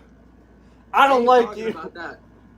I ain't talking about that. I'm talking about the movie studio Red Granite Pictures. Go make Wolf of Wall Street. And Dumb and Dumber 2. Go make the Kissing Booth 5, Noah. I'm adding this context because I don't want to come downstairs when I'm done with this and my parents be like, "Why are you yelling about a guy named Noah?" Funny story. No, I don't think Die with a Smile is as good as its chart numbers have been. Genuinely, it now holds the world record almost for like longest number one. It now holds the world record for longest number one of a song by a female artist. Number one, I'm gonna say it. It's barely a Lady Gaga song. She comes in halfway through. It's just Bruno Mars' song for like 90% of it. And like I like her, but genuinely I don't think it needed to be a duet. I think if it were just one of them, I think if it were just one of them, it would be better. I don't know. I'll have to hear the live version when I see her in concert. Maybe with it just being one of them, that's more interesting. But I don't know. I think most of her other recent work has been far more interesting than that. And it's just like it doesn't even like stick with me. Like it doesn't get stuck in my head. I don't think it's very memorable. And I like Bruno Mars, but I don't like it. I think it's overhyped, and I don't get it. I think it being a duet would make more sense if there was like a preceding sort of thing with both of them chiming in. Yeah, because he just does the first verse and then she does the second verse. And then here's the other thing. It was I wasn't retroactive. thinking of a song. I was thinking of, like, I don't know, 20, 30, 40-minute thing preceding it, and then the song just happens after that. Oh, okay. I understand now. Thank you for joining us, Elijah. I mean, here's the weirder part. Because after it did super well, she grandfathered it onto her album this year, and everyone got mad because it doesn't fit the theme. The rest is very like dark dance pop stuff, and it's a very good album, but it doesn't fit at all. If you've heard Abracadabra, if you heard Disease, which are the singles from it, and then you listen to that song, those are on the same album, and that makes no sense. The song before it is Blade of Grass, which is much more mellow, so it works in a similar way to Art Pop's ending, having Dope and then Gypsy afterwards. Thematically, she made it work, claiming that, because the album's called Mayhem, she claimed that, well, the album's about chaos, so at the end, like, I find happiness. And if you hear Blade of Grass, which is a song about how she got engaged, then that clicks, then that makes sense. But then it ends with Die With a Smile, which is not only a duet, it's a song that doesn't start with her singing. And it was nice of Bruno Mars. Bruno Mars gave her the song. I just remember them saying that when they won the Grammy for it. It was Bruno Mars asked her to be on the song, and then he gave her the song, let her take all like the fame and the credit for it, put it on her album, which is weird because which is super nice of him, but also she's traditionally currently more popular than Bruno Mars, so Bruno could have taken it, dude. But. I mean that she owns the rights to the song, like she has the permission to release it. Yeah, it's on her album. It's on her album. I assume they co-own it in some capacity, but it's her song. It's fully her song. I can check like the credits of the song at some point and let you know. But he fully gave it to her, which is weird because he starts it and it's on her album, and it really just thematically doesn't fit. When like my sister and I have listened to the album just in the car, whenever that song comes on, we just skip it. It's not even like to the quality of the rest of the album. It's an album where it's her best reviewed album, period. So there aren't really any songs that. It's nice to know that we're living in the golden era of Lady Gaga. I don't know how many people would agree with that, but nobody would. No, it's genuinely considered her magnum opus by a large majority of the fan base and critically as well. But so the next album is The Fall Off. Yay! Actually, the last two or three were The Fall Off. So, no, it's very consistently good. She's openly confessed to not liking the previous two albums, but it's very good. There aren't really any misses in it, on my opinion. There's nothing I actively dislike. There's no teeth. There's no Jewels and Drugs. Don't listen to Jewels and Drugs. That's if you take anything away from this stream, it's Jewels and Drugs is a really bad song. Don't do Jewels or Drugs. There are just some really stupid lyrics, and obviously like people make jokes about her lyricism all the time because there are there are some very funny lyrics that she has. Okay, never forget. There's a song from her debut album where she goes, "I love it when you call me legs in the morning, buy me eggs." Like nobody knows what that means. Number one, why are people calling you legs? Number two, why eggs? And like I saw people make fun of. There's a song on this album called Killa. It's not even called Killer. It's called Killa. And she's pretending to be Legs Diamond. And not only is the last full minute of this song just a drum solo, it's actually considered a song with a feature, and the feature is just a guy who's really good at synths. He's a producer. He's a German producer named Gustaffelstein. Shout out Gustaffelstein. But some of the lyrics on it are genuinely like they're genuinely so funny. They're really like violent and dirty, and I don't know how many I can say on this channel. But she says like, "I'm gonna wear you like my favorite suit." Or no, actually, she says, "Wear you out." Like, take your face off. I want to say the chorus is I'm a killer and boy you're gonna die tonight, and the verses are just her talking about how just eating people, basically. His first story is called "You're Gonna Die Tonight." I mean, my favorite lyric is one that I find very funny, and I genuinely I don't know if I can stay in here, but she goes, "I'm gonna be a full-time bedroom demon," and I think that's so funny. That is amazing. That's so good, and it's so dumb, and I love it. And I hope that in the morning she buys the eggs. I hope she gets the eggs. Her last song she makes before retiring is going to be called "Guys, I finally got the eggs." Guys, I got the egg. Guys, I got the eggs. I want that to be my first song. Yeah, it's the sequel. Then we'll get the long-awaited sequel to Born This Way, Died This Way. Judas 2, the New Testament. The final, oh my gosh, the final Lady Gaga album is just gonna be like the next Cars randomness. It's all sequels. It's all sequels. It's a good romance. My face got poked. The follow-up to Telephone, I hung up. Alakazam. Alakazam. Disease, The Cure. No, wait, she has a song called The Cure. Shoot. The sequel to Disease is called The Cure, and the sequel to The Cure is called Disease. Yes. The concept of a sequel song is so strange to me, because that doesn't really happen much, does it? Well, the guys that made Party Rock Anthem did follow it up the next year with Sorry for Party Rocking, so I consider that. Oh, like, the one I'm thinking of is Return to Pepperland, but that never came out. There's actually a Lady Gaga album where she has interludes in it that are called Chromatica has interludes in it that are called like Chromatica 1, Chromatica 2, Chromatica 3. Oh. So technically well those are skits, not songs, are they? Well, no, they're just musical parts. Oh, okay. I've never listened to them. I've just listened to the full album. You're telling me that you're a Lady Gaga fan? You haven't listened to these? I haven't heard the interludes. The interludes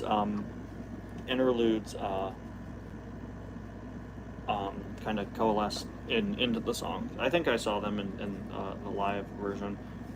Well, most people don't listen to the scores of movies. They just want to listen to the licensed songs used. That's not what I said. I do no. There's. I think What happened? No, sorry. The interludes were connected to the tracks, so. Okay. But yeah, I mean, fun fact: Skrillex, the DJ from the hit film Wreck-It Ralph, actually was making video game character Skrillex. Yeah, he was making a remix of Born This Way called Died This Way in Italy, and it got stolen. Someone stole his laptop. What? I actually talked somehow, and I don't know how. I talked about this in my last stream on Muckdown Funk, and I don't know how Skrillex losing his laptop in Italy has come up twice in a row on my on across two channels. Okay, so I'm gonna write that down, and I'm gonna make sure that I reference it next stream. Thank you. We'll keep it consistent. I've ever told you at the time we need to make it like introduced less and less normally. Like you do, but look. You do know Skrillex lost his laptop, right? Paparazzi 2. I don't have a subtitle. You know, I'm trying to figure out a way to like move the. I'm very bad with transitioning the conversation to another topic. What would you like to bring up?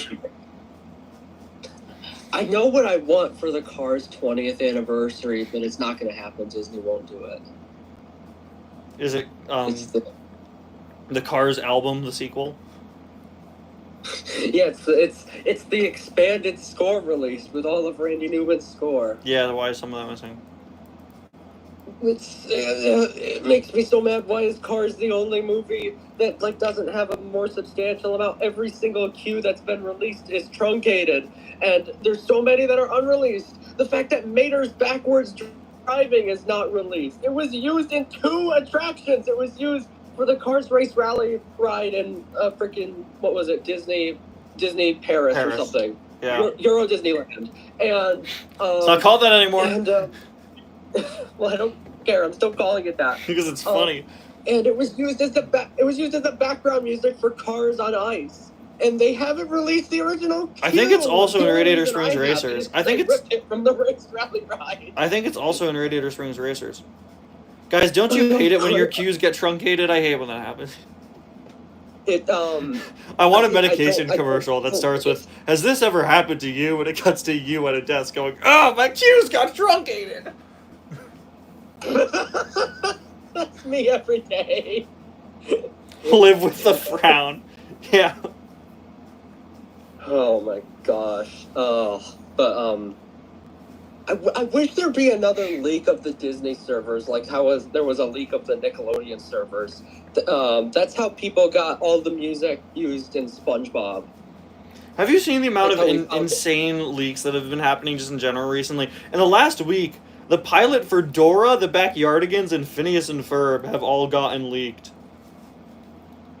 I think maybe somebody has gotten back into these servers. I don't know.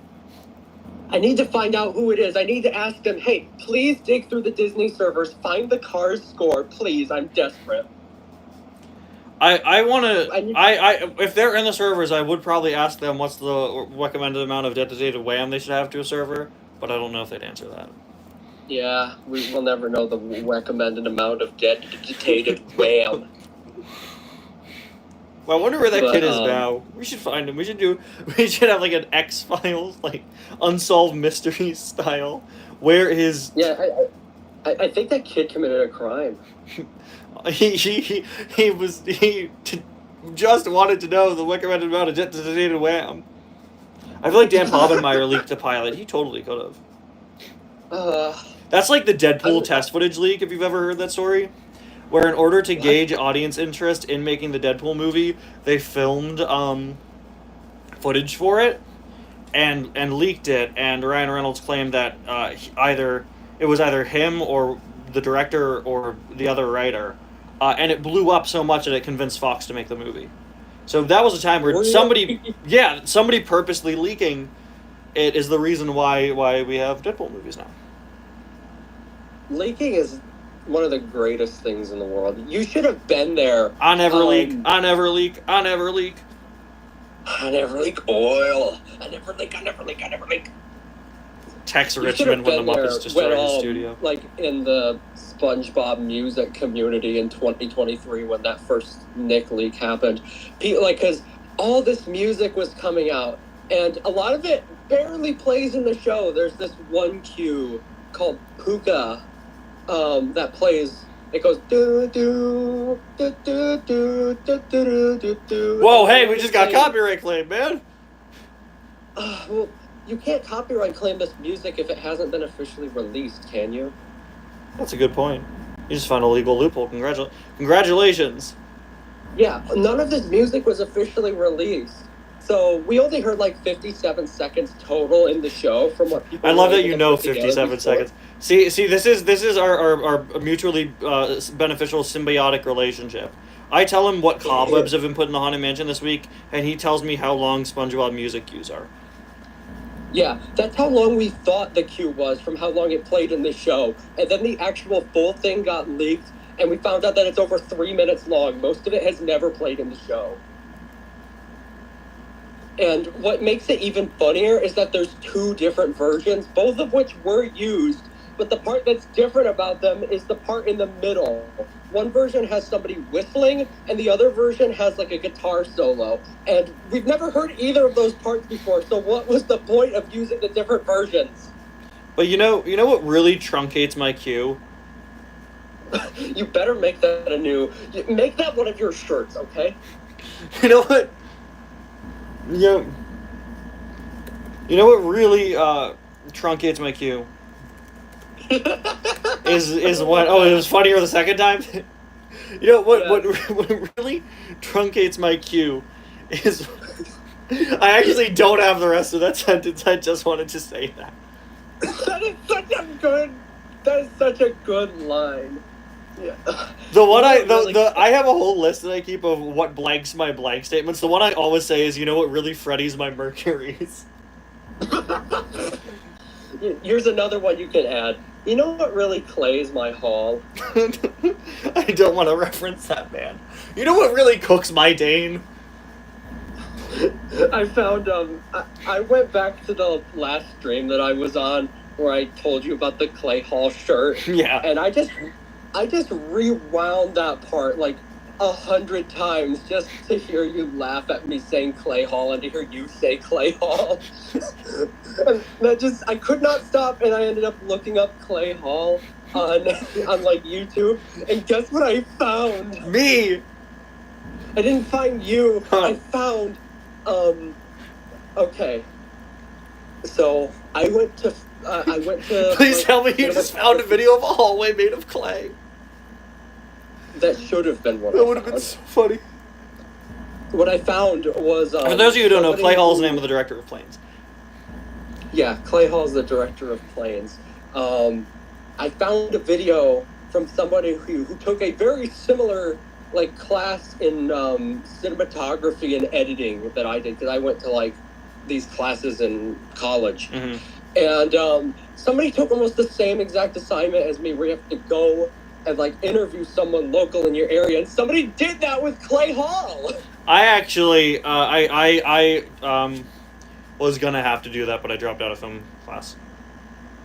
It was so surreal. And Clay Hall even said that working on planes was the highlight of his career because of all the aircraft carriers he got to go to for Okay. pre-production.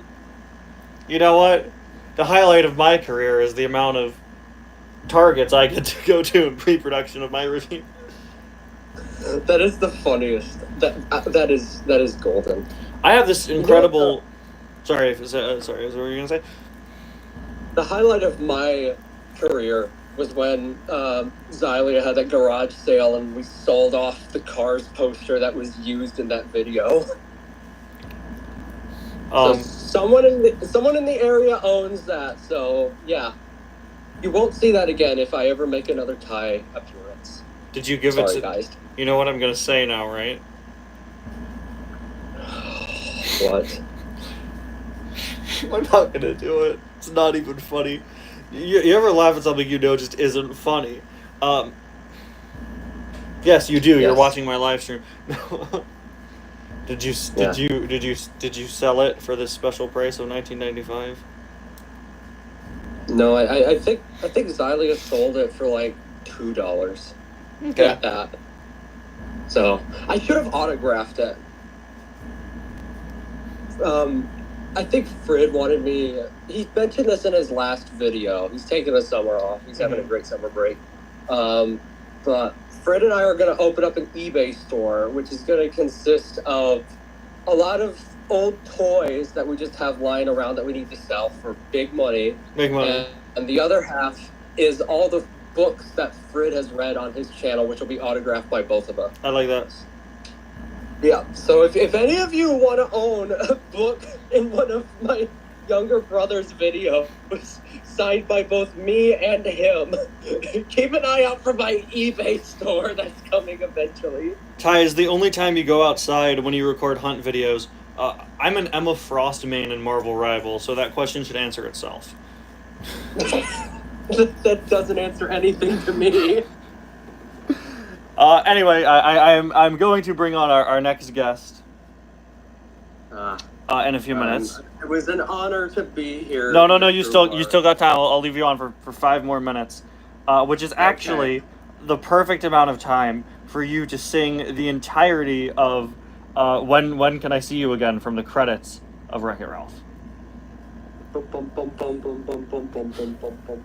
I'm not gonna do that. That one actually has been officially released. You will get a claim if I sing that. It would be insanely funny if I got a claim.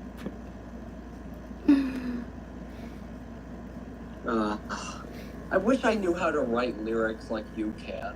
You asked me to write lyrics once and I couldn't do it. Well, that's because I'm I just secretly. don't have it in me. Well, Well, you know exorcisms, right? We're gonna do a reverse exorcism Where you put a demon inside me. that knows how to write lyrics. I know a great demon named who'd be really great at it. He's a really good songwriter. Has he made an appearance in one of the Lady Gaga videos? No, you know the Macarena? That was him. The song that both of the flamingos sang in Love Is Most Wanted. You know, On the Floor by J-Lo and Pitbull? That was him. That was also him. Well, I don't know that. You know When Can I See You Again from the credits of Wreck-It Ralph? Yeah, I was just about to sing that, but I declined. That was also him. Okay. You know the soundtrack of the new Smurfs movie? Oh, he's involved with that? Does he? So it's James Corden. No, it's I believe he's related though. I think it's within the same family tree. You know that Katy Perry album that came out last year and flopped? If this was James Corden that you'd be summoning to enter my soul, then I would just get out of there immediately. I don't want anything to do with that man. I'm pretty sure he wrote Woman's World also, so you are gonna have to live with that baggage. And Elton John and Lady Gaga may not have, but he actually sang at Jeff Bezos' wedding.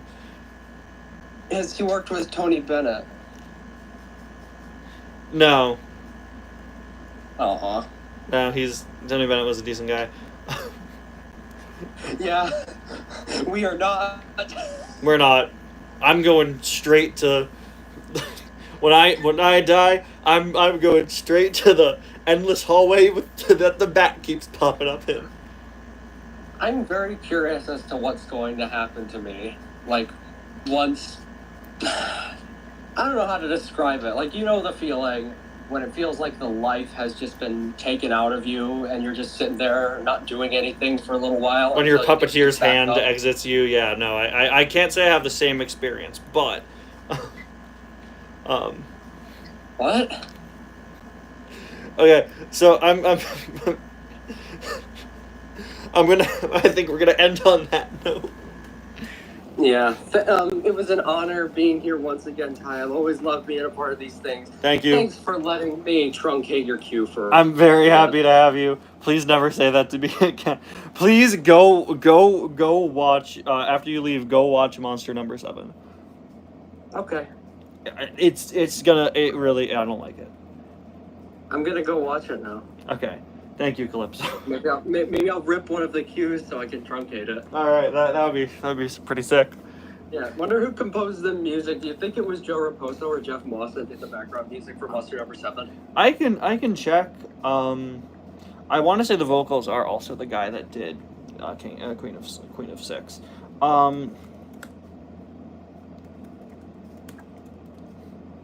So the Mabuki does not have a page for Monster Number 7. But they do have a page for Bumble Artie, which is the same guy. That's so weird. I'm gonna go watch Monster Number 7 now. Okay. Alright. You have a very good night, Ty, and all of you people watching through your phones, or maybe for a couple of you, your computer screens, but mostly your phones. I hope you are all having a glorious night. And, yeah. Go truncate all of your guys' cues. If you got a cue, guys, you got to truncate it. Thank you, Calypso. Yeah. Yeah, if you got a... Bye, everybody! Confucius once said...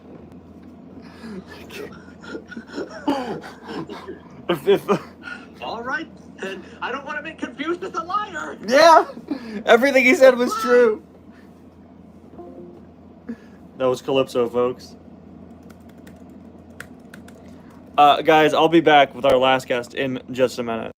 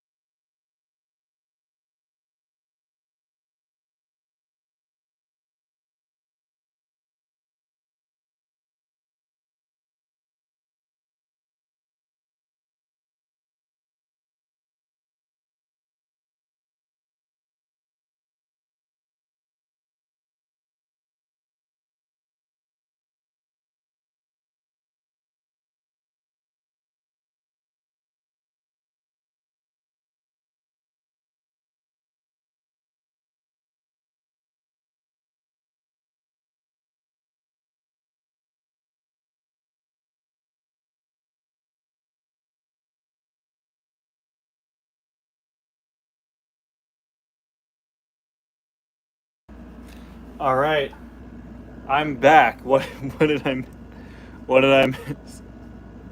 What if I'm watching on a Samsung fridge? The fact that we're at a point where your fridge can play YouTube, I think, really shows our decline as a society. Guys, I'd like to bring in our final guest of the night. I'm not sure how long we'll do this for, because it's getting pretty late over here, but I'm very excited. Please welcome our final guest.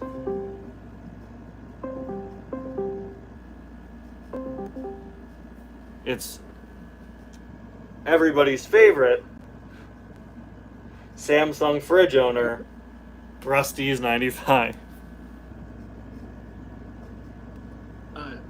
Just want to make sure you can hear me. Yes. Okay. Welcome, Rusty's 95. Now I can't hear you. Hold on. Oh. How about now? There we go. Perfect. Okay. I'm using this like just a regular headset, like headphones. Yeah. So I For don't know if this is gonna be too good, but for when you're epic gaming, of course. yeah, of course. For all the Overwatch 2 you play. Say it again. I said for all the Overwatch 2 you're a famous player of. Yeah. Yeah, totally. I'm the greatest Overwatch player in the entire world. You watch over so much. Name 3 Overwatch characters.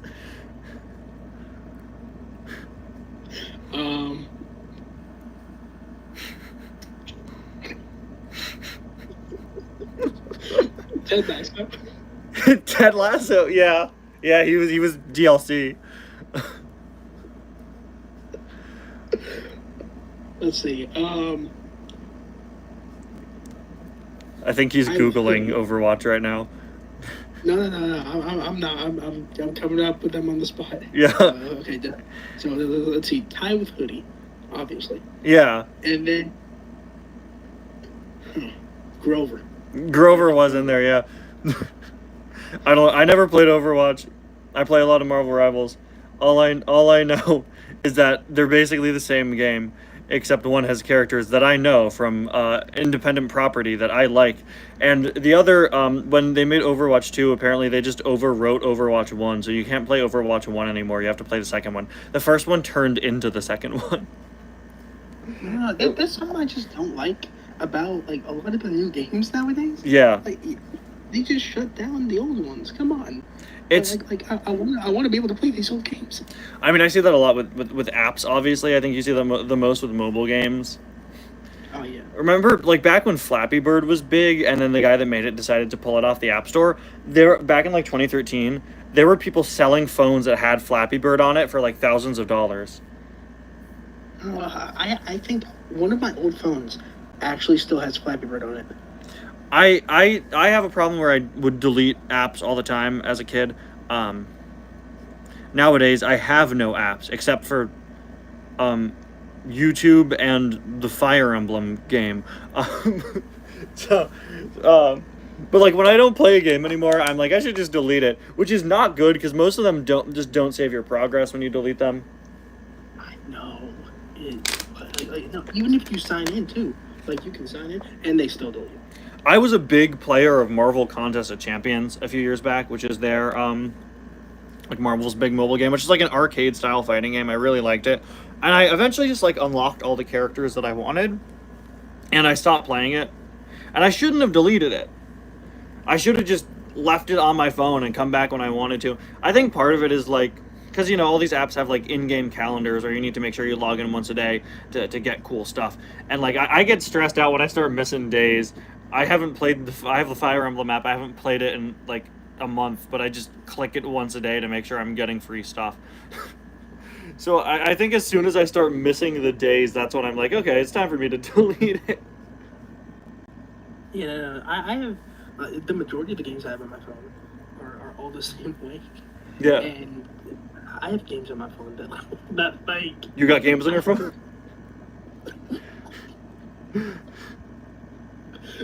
That's exactly what I thought of too. Great. When I said that. But I just haven't I haven't played. Let me see. Let's name one. Cars Fast as Lightning. No way. Did you just never delete it? See, I deleted it. Now I'm locked out of my account. Well, no. So, I think it's the Google Play Store, right? They have this thing that they save all the old apps that you download. That's great. Yeah, so, the Apple Store has that too, but then when people remove the games from the App Store, you can't re-download them. No, the thing about Google, you can still, even when they remove it, you can still re-download it. That's good. I know. There's this one voice recorder app that I went back to try and record it because for some reason every voice recorder app it won't record the audio. What I'm trying to say is I can't play if I'm trying to record a karaoke song or something. Mm-hmm. This voice recorder, it would allow me to play the song on the same phone and also record at the same time. Okay. But I went back on my new phone to go and try and download it, and it was gone. So I guess it can't happen. I still haven't found a voice recorder I can use. I was gonna make a joke about how I don't like Google, and then I remembered that they pay me, so.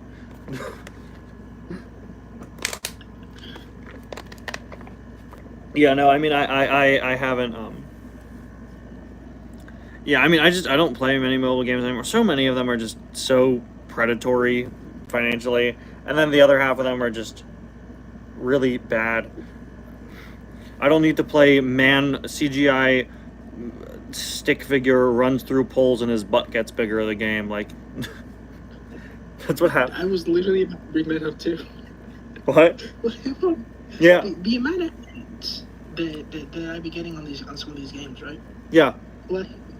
I'm like, what? No. There's this one. I don't know if I'm allowed to talk about it on YouTube. I'm not going, so you don't get demonetized. But you know those story time videos? Yes. That they're Minecraft games in the background. There's this one game. You probably know what I'm talking about. But it's different babies. Great. It's just the weirdest thing. There's that one that's there's always a little knight guy. It's some game that's called something along the lines Hero Quest, something super generic. And there's this poor looking 2D knight guy, and there's a Medusa woman, and she's just eating people. It's it's always that, and it's somebody someone's enjoying this in a way they shouldn't be, and putting it out as an advertisement. Yeah. I mean, I would say I don't know who would be enjoying this, but it's 2025. It's 2025. Look, guys, we need to acknowledge Medusas. What does the Medusa population think about this? The species name is technically Gorgon. I learned this from my comic co-writer who yelled at me when I called it a Medusa. You mean a Gorgon? I wanted one of the comic ones. And I was like, okay, so. He was like, why do we have sirens? Just make them harpies. Who cares? I'll be honest, I have absolutely no knowledge of any what's the word I'm looking for? Mythology stuff? Me neither. Yeah, mythology. The only thing I know is just the basic stuff that they teach in school. Yeah, I was in. Mm-hmm. Yeah, I was in a creative writing class this semester, and this one girl did a retelling of the story of Pandora's box, and then it came to the time where the whole class has to criticize it, and my point was I don't know what to say about your story because you're retelling a story that I don't know. That always happens with me with the presentations. Yeah. Stuff that people have to give. What am I supposed to? I mean, usually I just write something along the lines of, oh, it was good. Stop slouching. Yeah. Just something generic like that. I Because like, what am I supposed to say? Yeah, well, since I'm in so many writing classes, a lot of it is feedback, and a lot of the feedback I get is very, very good. I did once write a story called Sesame Street Gang, which is the first time I've ever seen anyone in one of my writing classes get no negative feedback, and it was almost kind of frustrating. But everyone loved it. I made Sesame Street, but they were the mob. And, like, I've met so many interesting people who write really interesting stories. Fun fact about college writing classes, most of the stories you will hear will be about, like, vampire women. Which I'm fine with and I have contributed to, actually. I wrote a story for my final last year about this guy that dates a vampire, which actually caused one of the kids in my class to cry. She gets abducted by other vampires and she dies. But like so many of them are just like, this woman is scary. And like I'm going to be a senior, which I don't like thinking about, but I'm going to be a senior and I have to do a senior thesis, which has to be like a 60-page story. 60 pages? It has to be 60 to 70 pages, and I was like, maybe I should just adapt something from my comic series. And then I was like, I should do this thing about like this scary woman. And it's like, oh wait, everyone just writes scary women. I don't get it. I don't get why it's always scary women, and I guess I've contributed. I did the vampire girlfriend story. I also did one about like this haunted house and this maid that goes crazy, which was based on a comic I did, which got some very funny feedback. Like, quote, "This seems like it's a small part of a bigger story," because it was. I just stole it from one of my comics. But everybody's like, this one girl in my class did a story about some woman and oh, she's secretly a vampire. This other girl in my class did a story about this one woman and oh, she's about to get serial killed. I should have just said murdered. Why did I say serial killed? No, killed with cereal. Killed with cereal. Captain Crunch, done for. And like I try to be different by writing funny stories, like when I did Sesame Street, but they're the mafia. I did one called The Worst Prison Break Ever, which I love dearly. It's about a bunch of really bad supervillains trying to get out of jail. And when I do the funny stories, people love it. But then when I wrote my scary story about this murderer in a haunted house, my teacher was like, "This doesn't seem like something I've ever seen you write," and that was a point of criticism. He was looking for the comedy in it, and it made me feel kind of boxed in. It's like, so I can't do something serious. Well, I mean, You wanted the murders to be funny? Sir, murder isn't funny. he once told this. Well, it depends who you ask. I've talked to people. Is it the guys that made the Medusa ads? Because they might find. There's a really funny day where like the former governor of New Jersey came to my school. I was sick. I was out that day. This was the one day of the year I was sick and I was out. But I come to school later on, and the former governor is visiting, and I have to hear from my writing professor how he got a parking boot. He got impounded because he parked in the school. He came a few minutes late, and it was kind of getting like interrupted by the fact that the former governor was there, and he like publicly cursed out the former governor. It's like, I need to get to my class. And he came back to his car, and they just placed like 30 of the same ticket on it. It was just to inconvenience him. They were on like all faces of the car. Security wouldn't move. I'm part of it is security's fault. Part of it is his fault for coming late. Part of it is security's fault for not letting a professor into the school because he was a few minutes late. Part of it is his fault for yelling about the governor.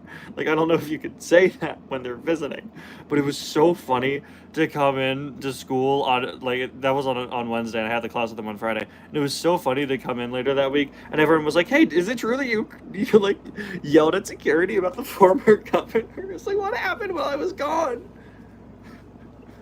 I miss all the fun stuff. No, I'm telling you, it's always the days that we miss that, like, the craziest stuff happens. Yeah. It's not fair.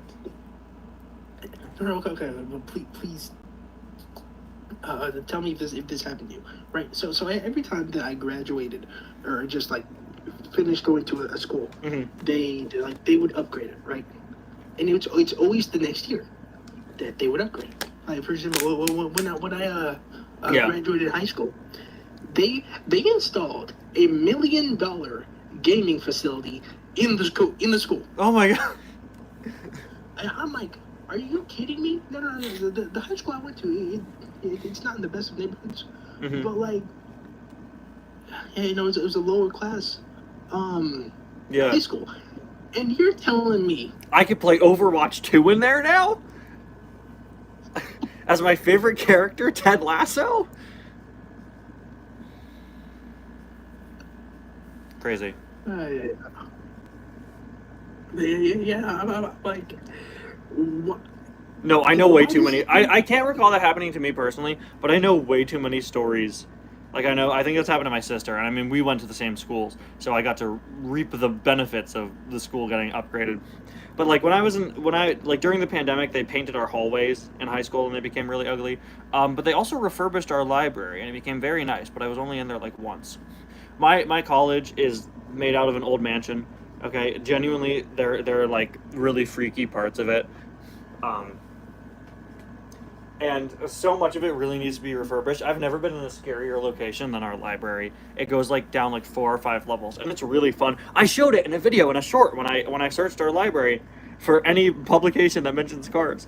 I think I remember that video. Yeah, but it's so creepy. We have these giant bookshelves that I'm sure a lot of colleges have. We have these giant bookshelves that are huge and metal and on rotating platforms. They like slide, and they have these giant cranks you have to move to turn them, and it's literally like the walls in the Death Star when they're in the trash room where the walls start closing in on them. It's like, I was in there once and someone just started cranking it. It was like, I could if they were aware of my presence, I could die right here, right now.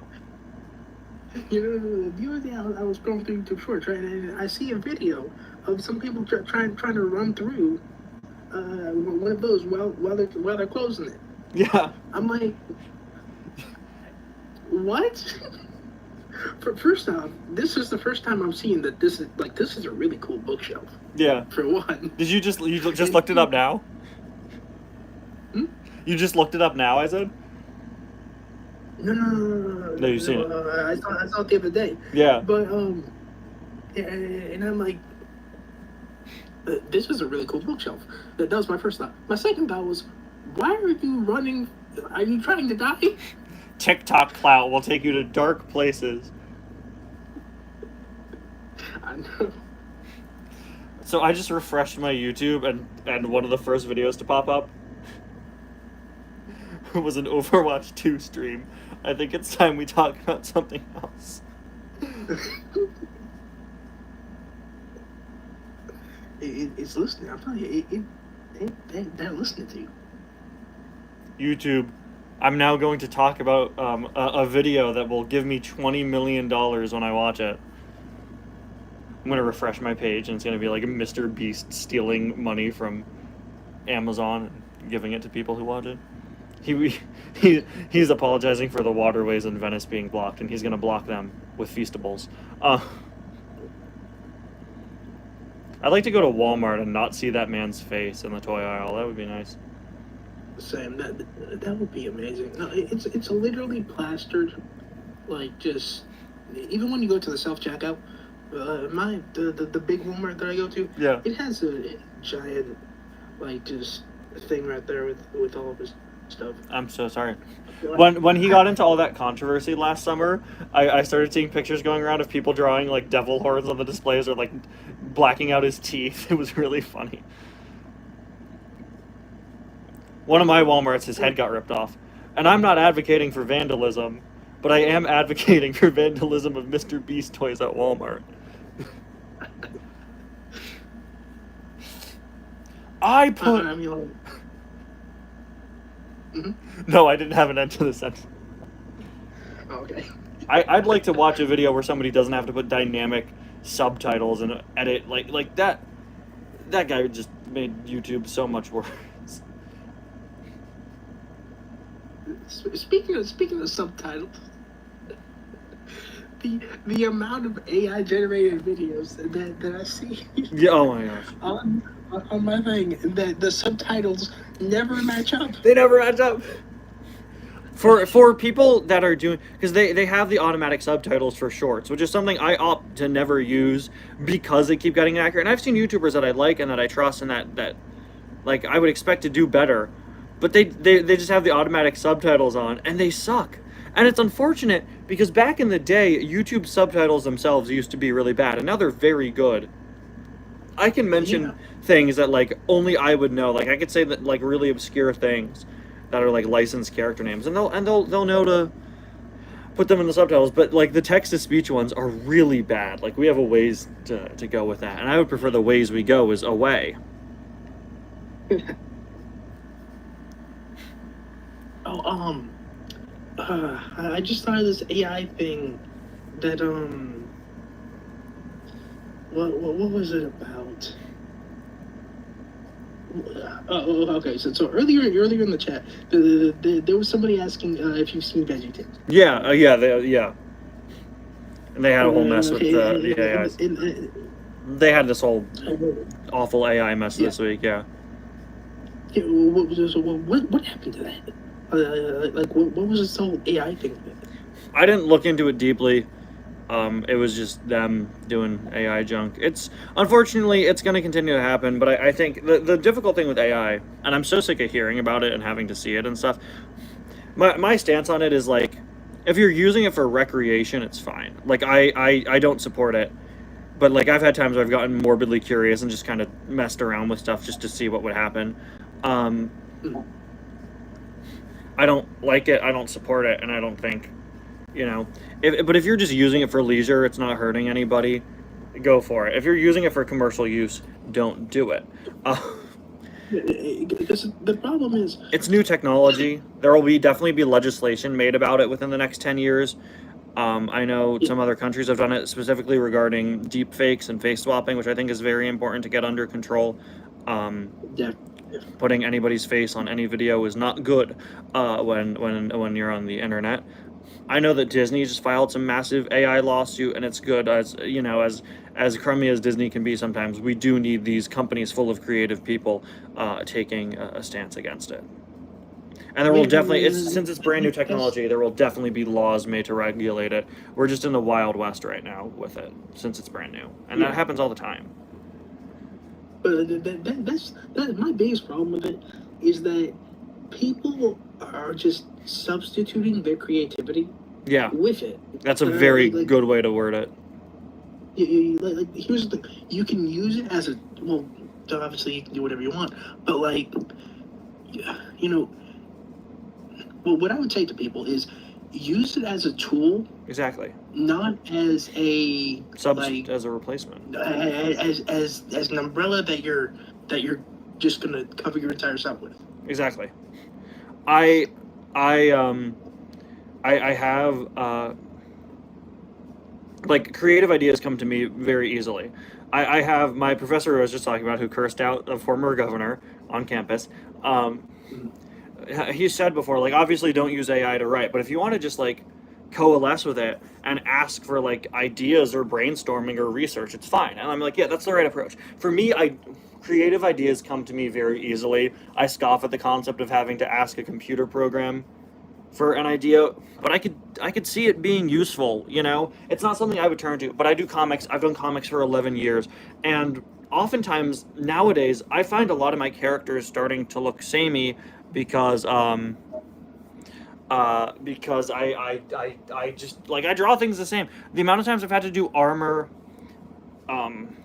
and I feel like I draw armor the same way. So sure, like maybe I could go and coalesce with a giant conglomerate of information from the internet on like other types of designs I could do, but I'm not going to use it to substitute. It's not. I'm not gonna. It's that simple. Yeah, no, I had a professor. He was my sociology professor who pretty much said the same thing. He said it was like, look, you can use AI on the final, but look, hear this. First off, he said that they have AI checkers for plagiarism. Yeah, no, we have a policy where you get at my entire school, you just get an immediate 0 if you do it. Like, it's the same thing. Yeah. I think every school at the college of music, right? And he was like, you can use it, but don't go to the extent that it's not your work. Yeah. Because it's not your work. It's written by a robot. It's not your work. Yeah, exactly. And it kind of, for me, begs the question, like, what's going to happen with the copyright laws, right? Yeah, exactly. So that's what I think. Those are going to be. We're going to get stuff figured out with that. Exactly. Legally, from what I've heard, I don't remember who told me this, but a friend of mine told me that in the U.S. currently, and I could be wrong, but they are legally considering AI work not made by you, because it wasn't made by you. It was made by a computer. And I'm sure there's a whole debate that could be had there. But that kind of leads me to the question, like, because eventually I think AI is going to get to the point where it looks really, really realistic, so that there's like no thing to differentiate. At that point, how do you distinguish, or I don't know if that's the right word, but like, how do you see the differences between and I think it's like that meme from The Office, right? Yeah. Like, Cobra wants you to see the difference between the two pictures. The same pictures. Will Smith eating spaghetti. From Mimi, hi Ty, big fan here of the Uptown Funk channel, and thanks to this channel I've been introduced to a whole world of toys I'd never known extensively about before, and thank you for that. Thank you so much. I always find it so cool when people from Uptown Funk come over here. Thank you so much. That's really cool. I don't see that often, because this is a kind of a more niche hobby than just talking about Muppet lore. Yeah, there will definitely be laws put in place regarding the AI stuff. I think we just need people in positions of power that value art, which is why I'm running for owner and operator of my new nation, Thailandia. Our national anthem is Bad Romance. Our flag is actually just a picture of me doing a thumbs up. Our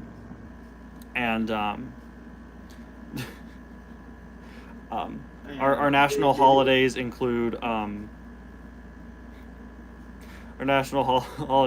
do a bad Arnold Schwarzenegger impression day, and invite Rusty's 95-year live stream day. Favorite song off of Mayhem, probably Vanish Into You. I've listened to that more than I'd like to admit. I think it's a very solid album. I've gone back to Born This Way now, and genuinely I've been like, because I think Born This Way is my favorite album, and it still is, but I've gone back to songs like German Profanity, which I can't say on my channel, and Judas, which is my all-time favorite song, period. And like, some of them don't hit as hard post Mayhem, and it was almost upsetting to me, because I genuinely think it's such a solid album. Really.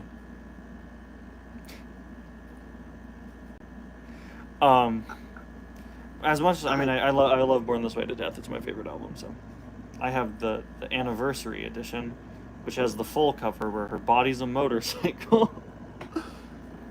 I'm sorry, what? Yeah, no, that's a thing. I don't want to see that. Okay, good. I didn't feel like getting up and showing it to you. I'm glad we mutually agree. Okay. So I see on the stream here, right? You've got Hydraulic Ramon, Acer, and let me see. Is that Rescue Squad Chopper? Where's Nigel? But poor Nigel, he's been. He's actually on the wall, right behind me still. Love Mayhem, but the second half kind of lost me a bit, even though I still like it. But I wish it stayed crazy like the first half. It's still really solid though. Yeah, when you get to Love Drug and Don't Call Tonight, like it definitely gets a little weaker. When you get to that, those are the two that I don't revisit. Other than the bridge of Don't Call Tonight, which is genuinely so cool. No, Zombie Boy is great. Zombie Boy is one of the songs I revisit the most. I'm not in the camp that likes How Bad Do You Want Me. That one's been controversial because a lot of people just say it sounds like a Taylor Swift song. It doesn't fit the vibe of the rest of the album in my opinion. And what my friend and I were doing, a good friend of mine was doing study abroad when the album came out, and we were doing this thing where we were listening to one or two songs of the album every night as it was right after it came out. I kind of love How Bad Do You Want Me, but it's such a Taylor Swift song. Yeah, exactly. That's difficult that's made it difficult for me because I've also seen, like, I'm very involved with her fan base, so I've seen a lot of calls for people. Um, it's been very tumultuous in the fandom, and there have been a lot of rumors that it's gonna potentially be the next single, and also seems to be one of her favorites apparently, and a lot of people are mad about that. A lot of people wanted Vanish Into You as the next single, or Garden of Eden, just because it's the next song on the album. I don't know. I feel like it's sounding like a Taylor Swift song is kind of like a weird shadow over it, in my opinion. Shadow of a Man is great. I'll give you that. That is on the back half of the album. But we were listening to one or two songs a night, and what we what by the time I got to the back half, like after Zombie Boy, I was kind of consistently disappointed. I don't like The Beast. I was really disappointed by The Beast. I know a lot of people didn't like Blade of Grass. I like it. There's a very sweet story behind it. But you know, I think the next single is going to be a weird one. She'll drop a short film, ask music video like she did with 911. Yeah, I mean, my vote, it needs to be something that wraps up the storyline, because Abra and Disease both have kind of a similar storyline going with this evil version of her. I think I don't know what it would be. I think Vanish Into You would be very cool. From that perspective, I want Zombie Boy just visually would look so good. I think in terms of last single, Garden of Eden would probably be the best choice. You could do a lot with that, but yeah, no, the Beast I found disappointing. The one thing I like about the Beast is that there's a lyric where she mentions it being 11:59, and when she sings it live, she's been consistently performing it at that time. So I think that's clever. But that involves you going to check your phone. So I wish I could comment on any of this. this conversation just suddenly became very yeah, so anyway, I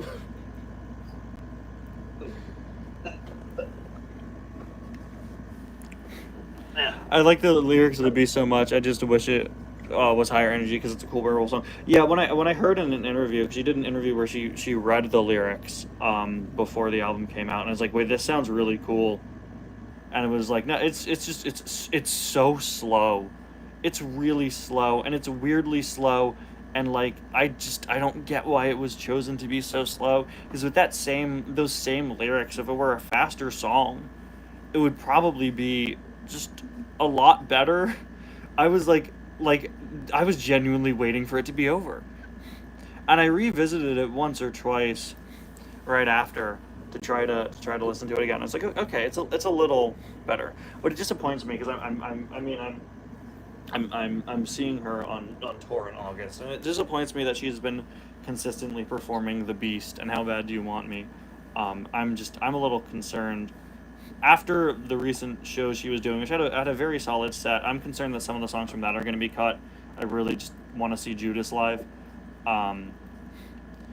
I don't think she's ever performed that song with the full song. It's just always been the first like two verses, and then it jumps right to the end. I love the new choreography for it. It's very cool that it blends the original one with newer stuff. But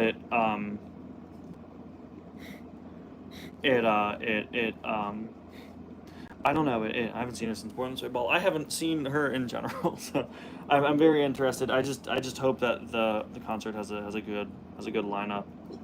I mean, Born This Way Ball is legendary. Yeah, the Coachella set was great, and then she did that same set for several other shows in the past few months. So that's done now. The cage dress was very cool. That whole concept at the start. I actually only watched a rip of the first act, but I've seen good things about the rest of it. The fact that she dances with a plastic skeleton during Zombie Boy, I find very, very funny, and I hope that that sticks around and is done live, because I just think that's really silly.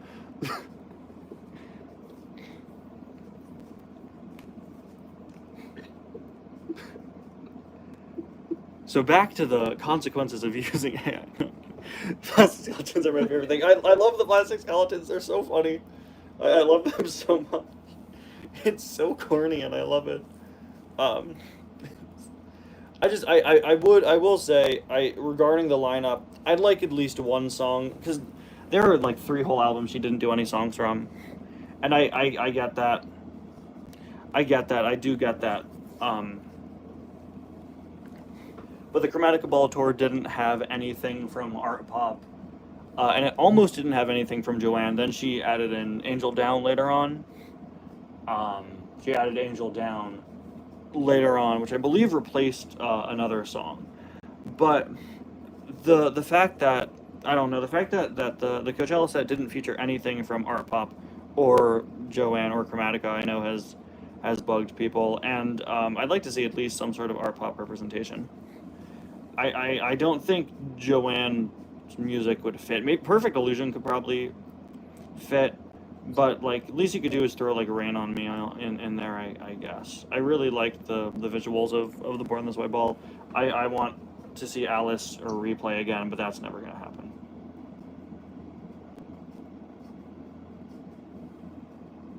Yeah, so I mean, if you want somebody to throw rain on you, you're gonna have to ask the clouds. yeah, I don't. I've been pleading with that man. It's not my wheelhouse. I only do tsunamis, actually. Sorry.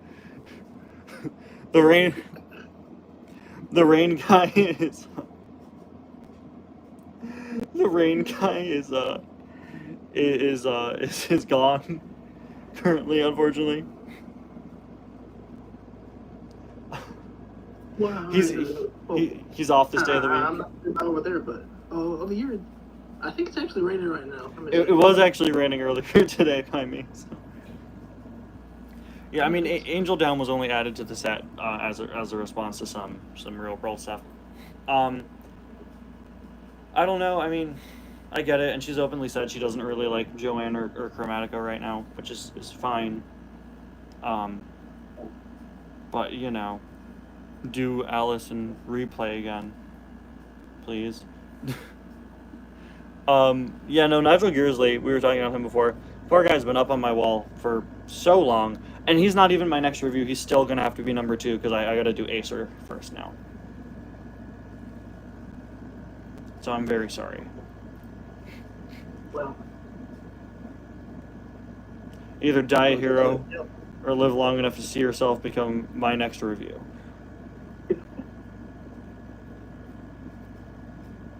Confucius said that too, actually.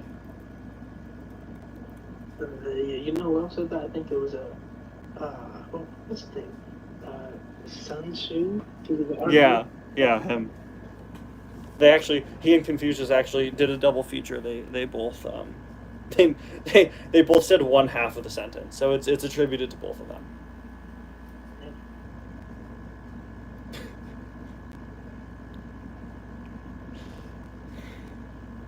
They're both. If you ever see that like on a sign, it's credited Confucius and Sun Tzu.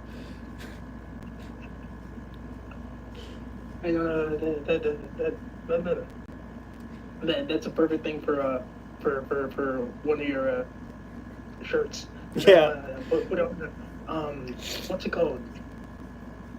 What is this thing called? A Tumblr.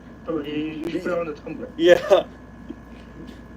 I'll send it to I'll send it to just girly things. You could do it for me. That was the account that would just post like name of person and then cheekbones. It was just like listing like girly things. It would be like What? Chris Hemsworth's left nostril. What? I'm, it's like 11. It's 11. It just turned 11 o'clock over here.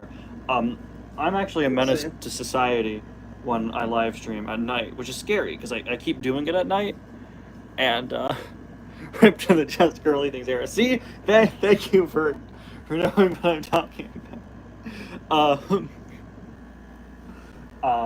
I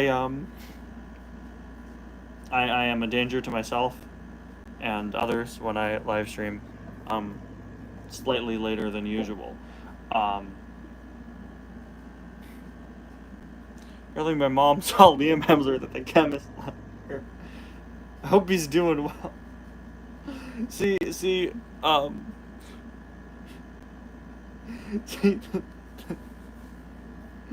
it's one of these days somebody's gonna make a no context compilation of just me on live streams, and I am going to lose my entire audience for it. Not because I said anything bad, just because I've ceased to say things that people understand. I create feelings in others that they themselves don't understand. I'm gonna be here, and all the comments are gonna be like, "What do you mean telephone without Beyonce? What do you mean there was an official release of telephone without Beyonce? Why are you acting like that's significant news?" Like, this guy spent 20 minutes of his live stream explaining Jungle Cruise ride lore. Aren't we all such wonderful combinations of hobbies? Did you know that Disney has a secret society in several of their rides? You know, I think I've actually heard of that. Yeah, they do. There's interconnected lore. It's like,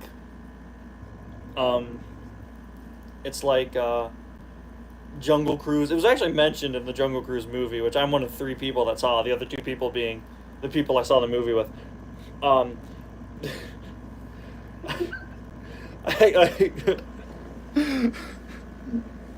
Jungle Cruise lore before GTA 6. Yeah, so the Disney has a secret society. It's like the guys that run the Jungle Cruise, guy that runs the Chinese Haunted Mansion, guy that runs the Japanese Tower of Terror, who's the brother of the husband of the bride from the Haunted Mansion.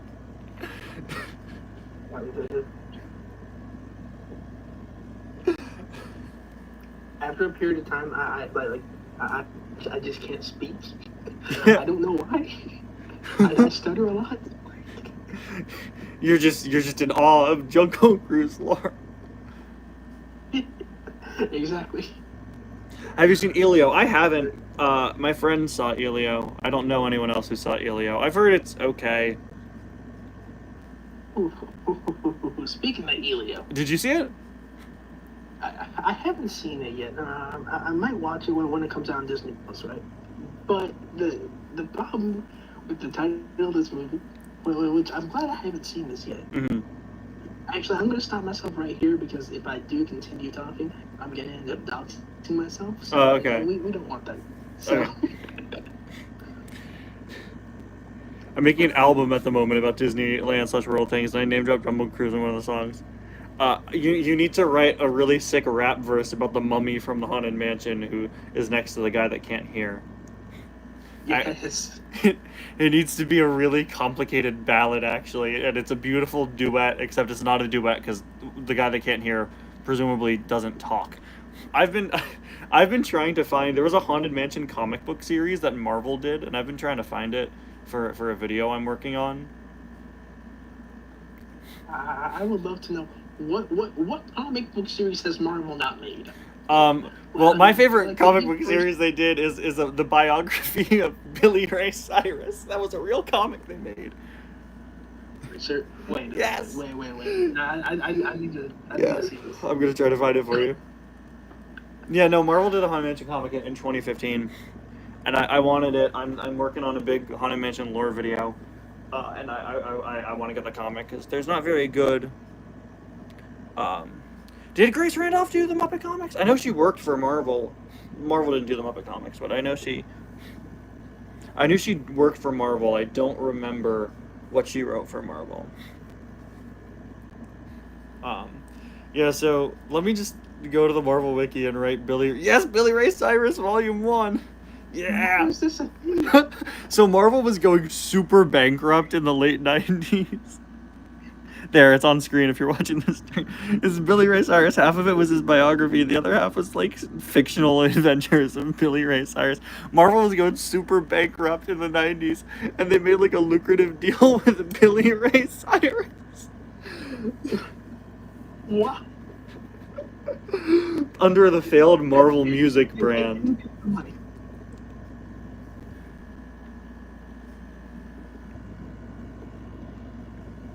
When you were in the theater to see the Minecraft movie, did anyone throw popcorn when Chicken Jockey happened? No, actually. I had like 3 people cheering. Oh my god, wait. Oh no. Wait. He's gonna break his achy breaky heart.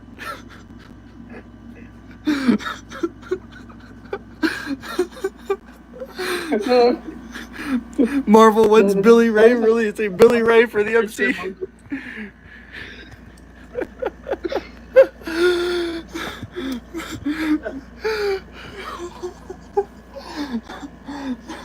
Can I grandfather this into Uptown Funk? Can I somehow get away with making a video about the Billy Ray Cyrus Marvel comic?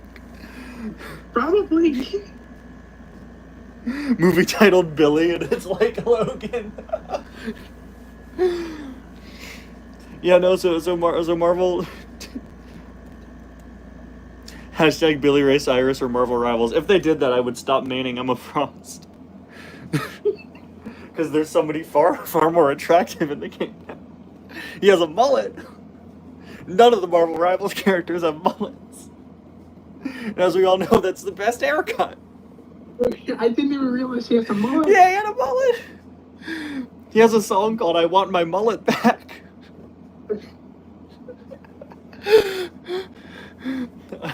I'm a Rocket Raccoon man because he's a Rocket Raccoon. How is that? I played as Rocket a lot when I had to do a support, like a support heavy mission. I usually use Invisible Woman, partially because I bought the Malice skin and I need to justify my purchase, but partially because like there aren't many supports I like playing as. I tried Ultron and he wasn't very fun. I have used Rocket quite a bit for healing. It is interesting how he sort of balances out because he's short, but they made him pretty good. Yeah, so this is the Haunted Mansion comic. The Marvel Wiki doesn't have a very good description, but it's from the summer of 2015. That is a really nice I love cover. playing support characters that are barely support characters, so I like them. Yeah, I mean, like, everybody is always Cloak and Dagger. Yeah, so this is issue 1, 2, 3, 4, 5. There's multiple issues. Yeah, no, it was a 5-issue run. Yeah. The real question is how many continuity issues are in these? Oh, I would know. Unfortunately, it's a separate continuity. But like I don't know. I want to get it. The wiki doesn't. This is the Marvel wiki. They don't do a very good job listing it. Shout out Danny Crow. Danny's grandfather, first appearance, dies. Pirate Captain, first appearance, ghost, soul, or spirit. Shouldn't that be the label for everybody? Locations, Haunted Mansion, first appearance, Matterhorn, first appearance, China, mentioned.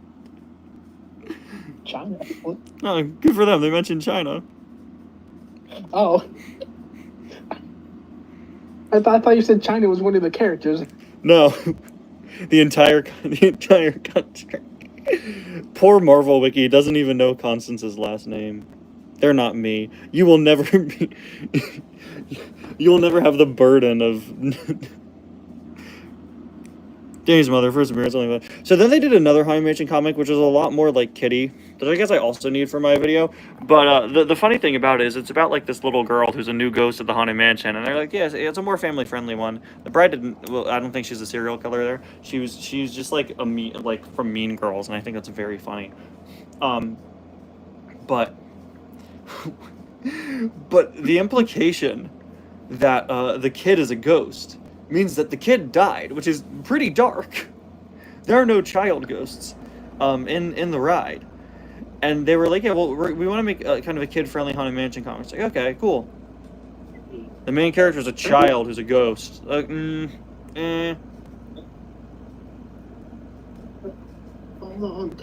isn't there Isn't there a child in the ride? Is there? Oh, yeah. He's there at the end. Oh, is she... The one that you looked up, and then it just like it was disturbing to you. Yeah, the little, yeah, I don't know if she's a child. The face was like a 50-year-old woman.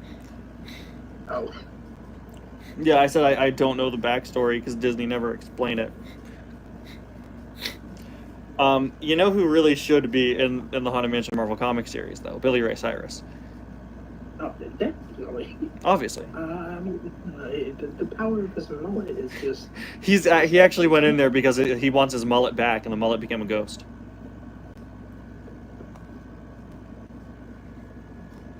I wonder if he'll ever find it. You know, I hope he does. You know, I hope he gets his mullet back. Because then he can stop bugging me about it.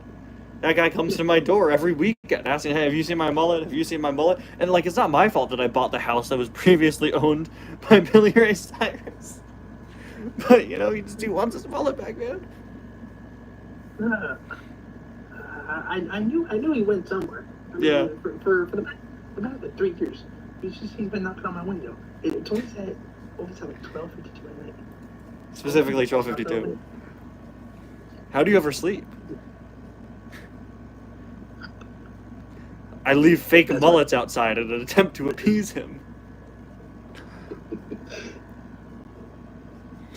Well, that reminds me of some random thing. There was a wig shop that I found that I saw the other day. I don't remember where it was.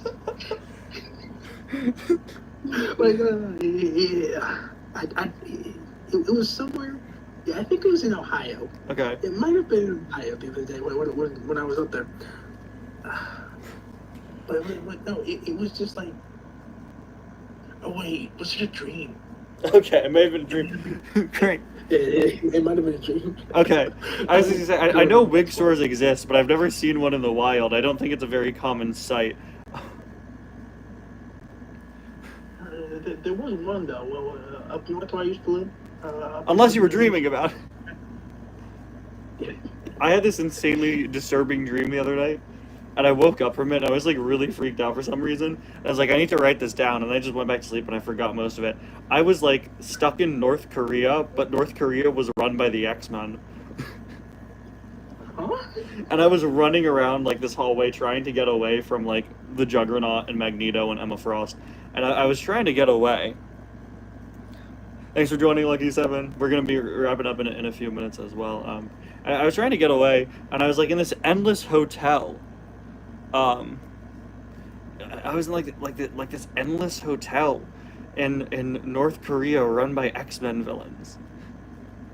It's like, number one, I always like to analyze my dreams and be like, what in my day brought me to thinking about this? Before I went to sleep, I was just fully reading X-Men lore on the Marvel Wiki. But when was I thinking about North Korea?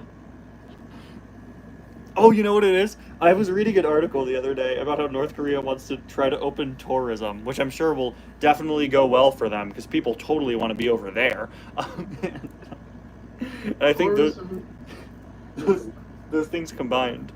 I saw this insane video once. Obviously very few people are let in there. I saw this insane video. These guys had this project where they were trying to build the entire world realistically in Minecraft, and when they got to North Korea, they couldn't do it because you know, they don't let Google Math. They don't let Google Earth, Google Maps in there. And so they had to go off of, like, images they had and accidentally uncover this whole conspiracy about how the only parts Americans are able to see in North Korea are, like, super, like, nice looking and cleaned up, and there are, like, dirty houses and homeless people directly behind them. It was crazy. And this was, like, a Minecraft video of these guys trying to recreate the world, and they found, like, North Korean travel conspiracy theories. Wow. In my country, Thailandia, we only allow visitors within the hours of 10 and 11 p.m. so that they can kneel down in front of our flag and dab, which is the national dance of Thailandia. And they have to wear a wig. And they have to wear a wig from a wig shop. No, so specifically a mullet wig. Mullet wig. Thank you, Mimi. It was nice chatting for a bit, but it's 4 a.m. and I gotta go to bed. Thank you for responding to my questions. No problem. Thank you for being here. Very fun talking with you. Yeah, no, it was. You know, we're gonna wrap up in like 5 minutes, but I should not be allowed to stream this thing. My jaw hurts from laughing, so I think that means we did something right. I can't get over the fact that every time I look at my screen, underneath our voice call is Robbie Ray. I call him Robbie Ray. There's this character in Hannah Montana. Is Billy Ray Cyrus getting slapped in a Marvel comic? When's Big V? Welcome, Mr. Cupster. When's Big V getting a Uptown Funk video? He really should, shouldn't he? It's a pretty big V. It's his name. He was part of this sketch they used to do called Glowworm, where he had this like Kermit or another guy thinks he's a worm, and he starts pulling on the worm, and it turns out that it's actually his nose, and he gets eaten. Huh? Yeah. so it just ends right there. He gets eaten. Yeah, he gets eaten. Shows up. Mhm. Yeah. Well. Yeah. So like, yeah, they would think it's a worm. Here, I'll send you a picture of it. They would think it was a worm. Here's Kermit doing it. They used to do it with Kermit, then Kermit got too popular, and they didn't want him to get eaten anymore. So they follow this whole worm. They're trying to eat it, and it turns out to be this guy's huge nose. Which actually happened to me the last time I was at the airport. So,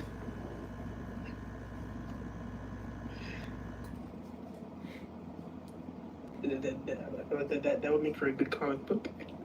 I'll put that in my commentary. Glowworm IRL. That's the next Mr. Beast video. I made 40 Muppets eat glowworms. Why were they trying to eat?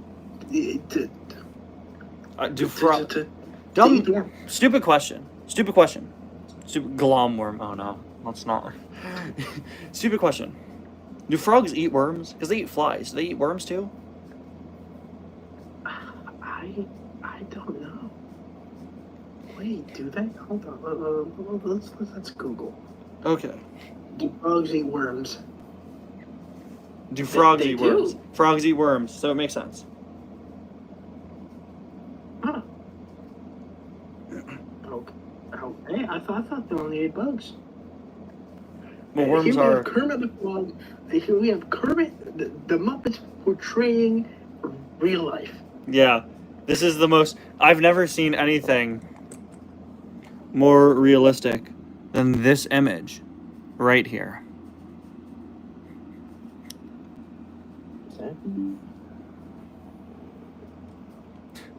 Laptop, don't die yet, please. Oh, I'm gonna wrap up in just like a minute. We've been running for a very long time, and you know what? I'm tired of running.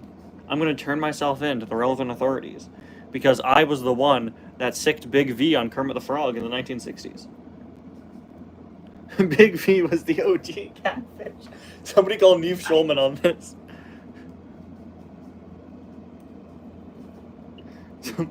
That's the guy that hosts Catfish.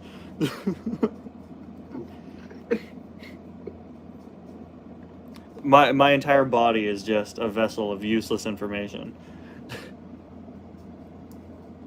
Hold on. One day. One day. Well, multiple one days. Multiple one days. You're gonna find somebody Mm-hmm. that you can share this information with. Thank you. That's very sweet. Unfortunately, right now that person is you, so I'm going to tell you more about Big V. Alright. I'm all ears. I've exhausted my Big V knowledge, although you should know that occasionally he swapped out for a different character named Gorgon Heap, which was actually my nickname in high school.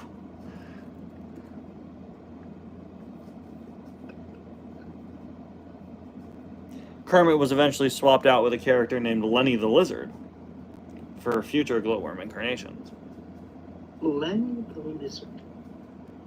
Oh, okay. I feel like that makes more sense because it's more like common knowledge that Lizards eat worms. That was worms. Oh my. Like the entire Muppet lore. Mhm. To me, it's just I'm slowly learning more. Yeah. So, my brain is in terms of lore is full of three things, right? Cars, Thomas the Tank Engine, and baseball. Cars? I thought you were gonna say cars, planes, and planes fire and rescue. I didn't know this until today. There's a Planes character named Tysonitis. There's a planes character named Tysonitis. That's actually my full government name. Really? See, at least you know the lore of relevant things. I'm stuck knowing the lore of the Haunted Mansion ride. But that makes me cool and different. Exactly. Because that makes me know obscure things. And then when I tell people that, they're like, wait, seriously? Like, you're telling me that... What? Thanks for dropping the Ambrose Harper lore on me, buddy. See, that's the name of the first dead husband. He's just a photo of some guy. He was played by Walter in the Muppet version. Okay. Well, I'd like to take a moment to thank everybody who's joined us on the stream today. Eduardo, Calypso, Rusty's 95, T-Tor Reviews Ty, my favorite YouTuber ever, who you should, in fact, totally subscribe to. He's so cool, and I hear his next video is actually going to be him ranking Cars characters based on how much he wants to eat them. I should do that. Yeah, no, that would actually be a great video. I'm just saying.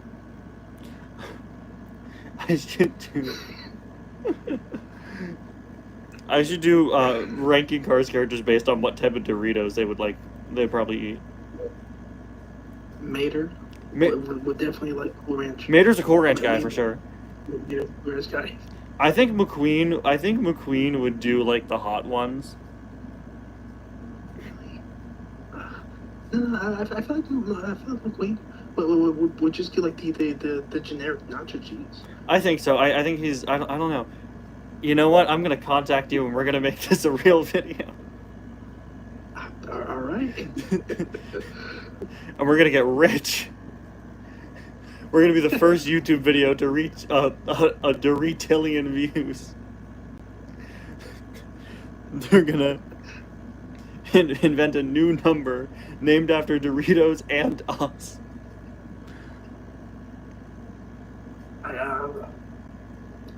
I'm just saying, Doritos sound really good right now. I know it's 11:23 at night, but like Doritos sound pretty good. Yeah. All right. Thank you for watching, everybody. Thank you, Rusty's95, for being a part of this stream. I can't even talk straight right now. Thank you so much, everybody, for watching. Thank you, Rusty's95. And I'll see you guys next time. Bye now. That was very loud. See you guys.